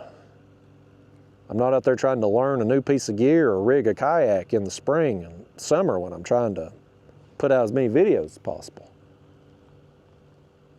So, anyway, I am gonna be fishing in that lake some more before I go to Florida. I'm going there next week to Santee Cooper, get ready for that tournament. When I get back home, I'll have a couple weeks, 3 weeks or so, before I go to Florida. So I'll be doing some fishing around here then. And I'm sure I'll be out there in that links. And if I can rig up a sturdy rod holder system, if I can rig up a good way to anchor it, we may try to catch a big catfish in it. I think it would be a blast. That thing is it's 47 pounds. Just the hull itself, Dave. Once you put the seat on and the rudder and the pedals, it goes up to like 60-something pounds. But it feels so much lighter than that. And so a big fish in that thing, like you're going to get moved around, like you are going to be on, because the way it sets on top of the water, this kayak here, for instance, the hull, it goes, my weight pushes the kayak down, and the hull shape, like for a fish to turn me in this thing, it's got water resistance pulling left to right because of the way the hull is. But the links, with it being basically a paddleboard that just sets on top of the water, when a fish pulls you right or left, or you go to turn right or left, like there's no resistance. Like, I mean, that thing can turn on a dime. It is so fast, so nimble. It's going to make it so much easier down there along those bridges when I'm fighting current and stuff in the ocean to be able to just maneuver myself around and whatnot. Like I think it's going to be a big help down there. I'm still really concerned about the shark situation on that. Not a shark attacking me. I mean, that's always a fear anytime you go in the ocean, certainly, at least it is to me. But just me being around, say, one of them bridges, and I'm catching snapper, and I'm reeling in a snapper, and all of a sudden, maybe here comes a shark, full speed at that snapper. There's nothing to stop him on my kayak. Like, there's no sidewalls. Like, at least on this kayak, there's a little distance between the water and here. Now, a shark comes full speed, it might hit the side of the kayak, but on that lynx, it's liable to just come right across. Like there's nothing to stop it. Not even, again, that shark, it may not even be trying to attack me, just going after the fish that I'm reeling in. So I'm a little concerned about that. There's some big sharks down there, folks. I've caught some big sharks down there now, or at least hooked them. And I've seen some that have been even bigger. And so you get down there in the Keys, man, along them bridges, I wouldn't want to go out there at night in the kayak, that's for damn sure. I want to be able to see what's coming at me. It's going to be fun. I hope the weather's cooperative. I hope the wind's not real bad. That's the thing you always got to worry about down there. Anytime you go to the beach, it's the wind. Fortunately, in the Keys, if you're not familiar with them, it's just on the bottom of Florida, once you get off the mainland, it's just a series of small islands. And so usually if the wind is blowing, even if it's blowing hard, one direction, you can fish on the other side of the islands and have a little bit of a break, a little bit of a wind break. But still, when the wind gets real high, and it does blow a lot down there, especially in the winter months, there ain't much you can do in a kayak. But I'm hoping usually, from what I've been told, my friend Elias, he goes down there every winter. He says usually after like January, February, March, very unpredictable with the wind. But leading up to that, November, December, usually pretty good. And we're going down there Thanksgiving week, so hopefully the weather will be cooperative. We've rented a timeshare, and then people that own the timeshares, if they can't go, they will rent their weeks to people, and so we've rented one. Same place that we've stayed the last 3 years down there now. And it's right on the water. I mean, it's awesome. Good location. And I love it down there. Here's what I wouldn't want to do though, because I don't know how this would work. Let's say you owned, that's what them timeshare people call themselves. They're owners, quote unquote. But let's say you had a timeshare week. Well, first off, I wouldn't ever want a timeshare. I don't mind renting people's timeshares, but I wouldn't want to be on the hook for the fees myself. I just wouldn't want to do it. But let's say you did have one, and it was in Florida, and it was during hurricane season. What happens when you can't go and use that week? Maybe there's a hurricane coming through, or a hurricane warning, or potential of one. What do? Do you just lose your week? You still got to pay for it. I mean, if you got a timeshare, you have to pay. You pay the fee up front, and then you pay a yearly fee, whatever it is. Maintenance fee or whatever they call it. I guess you would just pay it even though you couldn't go. I mean, I don't think they're going to refund it just because a hurricane come through. Because them places, those resorts and whatnot, they're setting their fees based on what they need to run the place for the year. So if a hurricane knocks people out of going down there for a couple weeks, the place still needs money to keep the lights on, pay the staff. I don't know how that would work. Well, I know how this fish is going to work, though. We've got another one.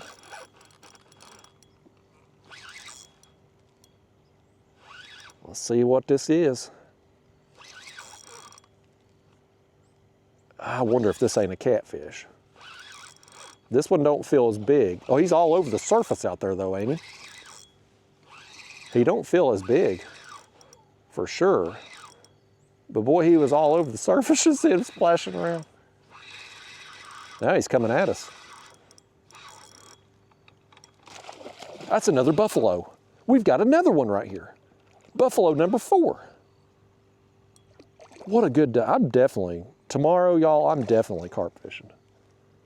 Buffalo fishing, I'm definitely doing it. I'm definitely doing it. I've just made up my mind, for sure. Whether I come back here, I kind of want to come back here since we're getting these buffalo. But whether I go here or I try a different place, I've made up my mind. I'm definitely carp fishing tomorrow. Buffalo number 4 sealed the deal here. He sold me on it. No, oh, easy. Yeah, I knew right away this fish wasn't very big. But when he come up to the surface like that, thrashing around, buddy. There we go. Easy peasy. Buffalo. I think you're the smallest buffalo that we've caught today, but I'm still happy to get you because you're a buffalo. Let me hold you in the light so people get a look at you. It's got like a almost bluish green on the lower half of it there. Those are just cool fish. They're just cool fish in general. Yeah, tomorrow I'm not even going to try because the catfish, I don't have any good bait right now. I'm frustrated with them anyway because I ain't done worth a crap.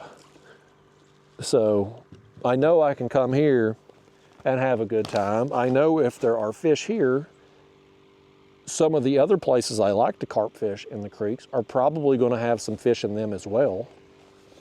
So, Yeah, I've made up my mind. That's what's happening, folks. That's what's up.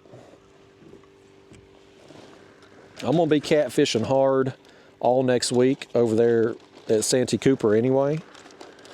So I'm gonna have my fill. And I've been catfishing a lot lately. I mean, that's why we ain't had a carp video in a month or more, because I've been doing so much catfishing. Between the tournament stuff and just catfishing around here locally, I ain't hardly done much else. It's nice to catch some different species too. Let's throw this back out there. I still need to reel in some of them others and rebait, but we're really down. I'd like to fish longer today, but we're kind of getting down to the nitty gritty here. I can't rebait but a couple more times probably. May just go ahead and do it though, because these others have been out quite a while.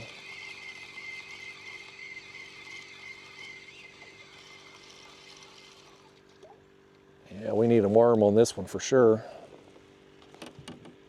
I may have to go to the store and get some more worms though. Let's see how many I got left when I'm done today. I think this was a fresh tub of them here. I think anyway. Seems like that other one was a partial tub that we had maybe used on the last trip, and then this one was a fresh one, I think. I know they've been in my fridge a long time.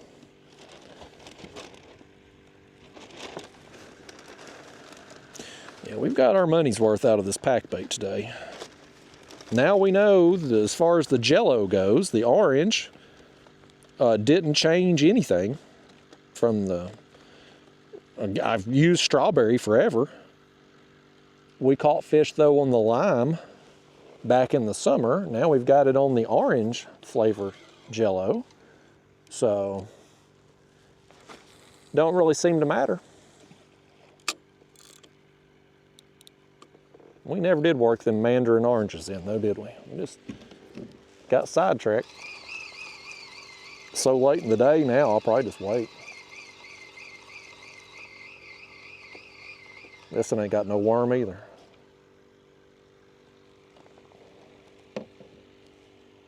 Dadgummit. We've been robbed out there, folks.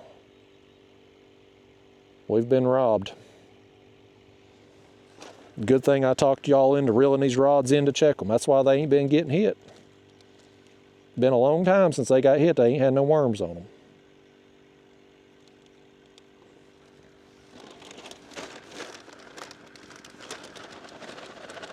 Yeah, it's a great day though. We're catching fish. Temperature's comfortable. It's nothing but beauty to look at out here between y'all looking at me and all the leaf changes, the colors and that on the leaves. Like, it's a great day. Way better day today than the last couple days of fishing. They say a bad day of fishing is better than a good day at work. That's what I've always been told.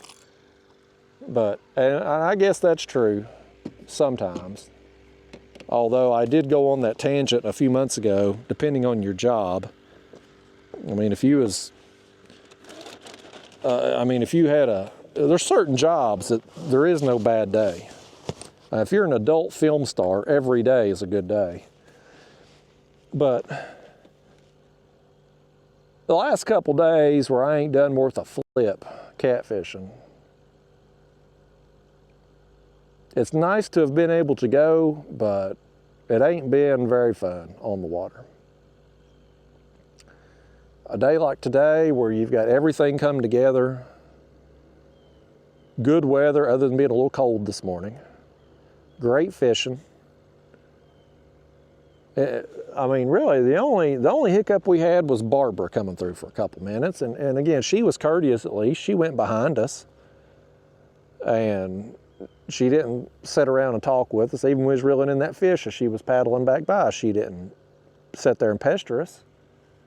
So it's been a really good day. I'd like to sit out here for another hour or two, but we ain't got enough bait to make it. Normally this is enough to get me through a day of fishing and still have some left over, but today we've caught so many fish, and I should have probably maybe been a little bit more conservative with it a little sooner. Normally I pack a lot on, and then after a few fish I start using less and less because we've already created the feeding area. But either way, it's been fun. When you use up all your bait because you're catching so many fish, it's a good day. And now next week when I go to Santee Cooper, bait shouldn't be a problem over there because white perch are so prevalent. At least they were as of a couple years ago when I was there last. You can literally catch them things everywhere. And so I'm hoping bait there won't be such a chore. I can just spend most of my time catfishing. Now where I'm going to catfish out there, that'll be kind of dependent upon the wind. Santee Cooper, both of those lakes, Marion and Moultrie, both, they're just huge wide open bodies of water. So when the wind kicks up there, things can get a little swirly very quickly because there's nothing to stop the wind. It's just wide open water. So 10-mile-an-hour breeze, you can have ocean-like waves out there. So depending on how the wind's blowing is going to determine whether or not I'm fishing in the kayak or on the bank. And I've got a couple places for sure that I'm interested in if the wind's blowing hard in a certain direction. But if the wind's, it's all dependent on the wind. So we'll get over there. I am going over a little earlier than what I wanted to go over there a little early anyway. Just a day or two. Just to make sure I knew a game plan that I wanted to do for tournament day, to make sure I had bait. But with the fishing here being so bad, at least for me, the last couple days, that kind of triggered it for me, like, I'm gonna go over there and fish. I'm gonna take my chances over there, trying to catch fish versus here. So I got an appointment on Monday morning and I'm gonna go to it. When I get done with that, I'm gonna drive to South Carolina and I'm planning on starting fishing on Tuesday. And I'm gonna fish Tuesday, Wednesday, Thursday, Friday, do the tournament Saturday. I'll probably drive home Saturday evening. If I'm on a really good bite, I may stay another day, but I'll probably come home Saturday evening. That's probably gonna be my plan, so. I'm gonna fish tomorrow morning before the Jelly Roll concert. We're about to get another one here, ain't we? We had another one hitting this rod.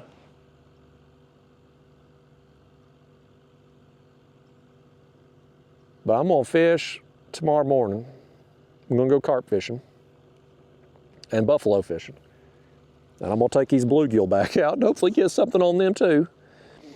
Do that, go to the Jelly Roll concert. I'll be out late, so I probably ain't gonna get up Saturday morning. And I don't like fishing weekends anyway because of all the bass boats and houseboats and stuff. And then Sunday, I'm gonna visit my parents, get the dog situated, get my gear together, get everything, rigs retied and all that. That way I'm ready to roll out on Monday. And if I get over there at a reasonable hour Monday afternoon, I may go ahead and get me some bait. It just depends. I can't go, normally I would go through I-40 through the mountains into North Carolina and then down. That's how it would normally take me. But with the interstate getting washed away in the hurricane, it's shut down through there. Will be for at least a year. Probably longer than that, knowing how road construction crews work. they never hit their deadlines. It's always way later. So I think I'm going to have to go down through Atlanta that way, go south, and then over. I think that's how I'm going to have to go. So that's going to add a little bit of time to my commute to get there. But if I can get on the road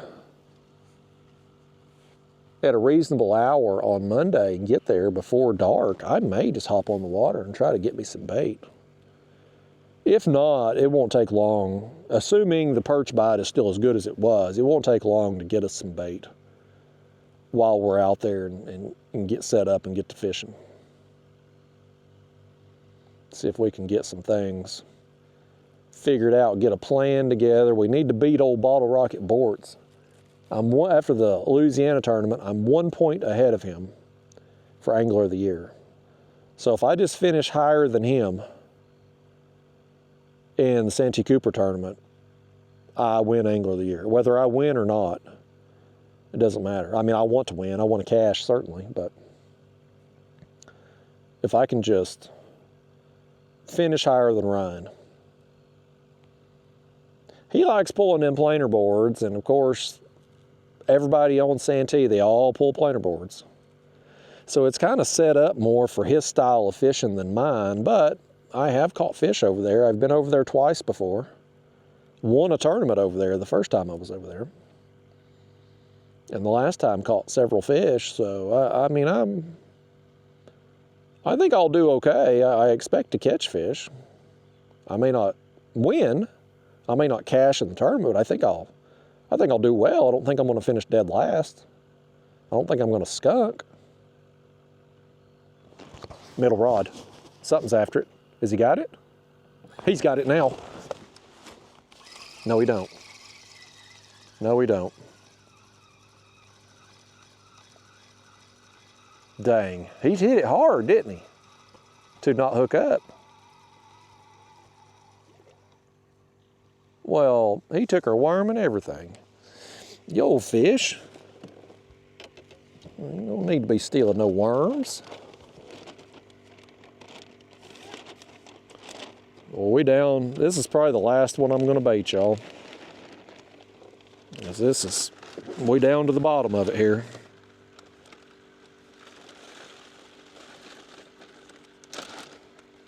I may could get one more. One more after this.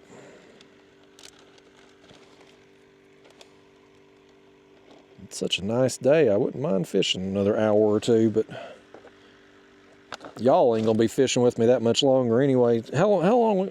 Oh yeah, it's about that time my battery craps out. I can't see the battery indicator, but I can see we're almost 4 hours, so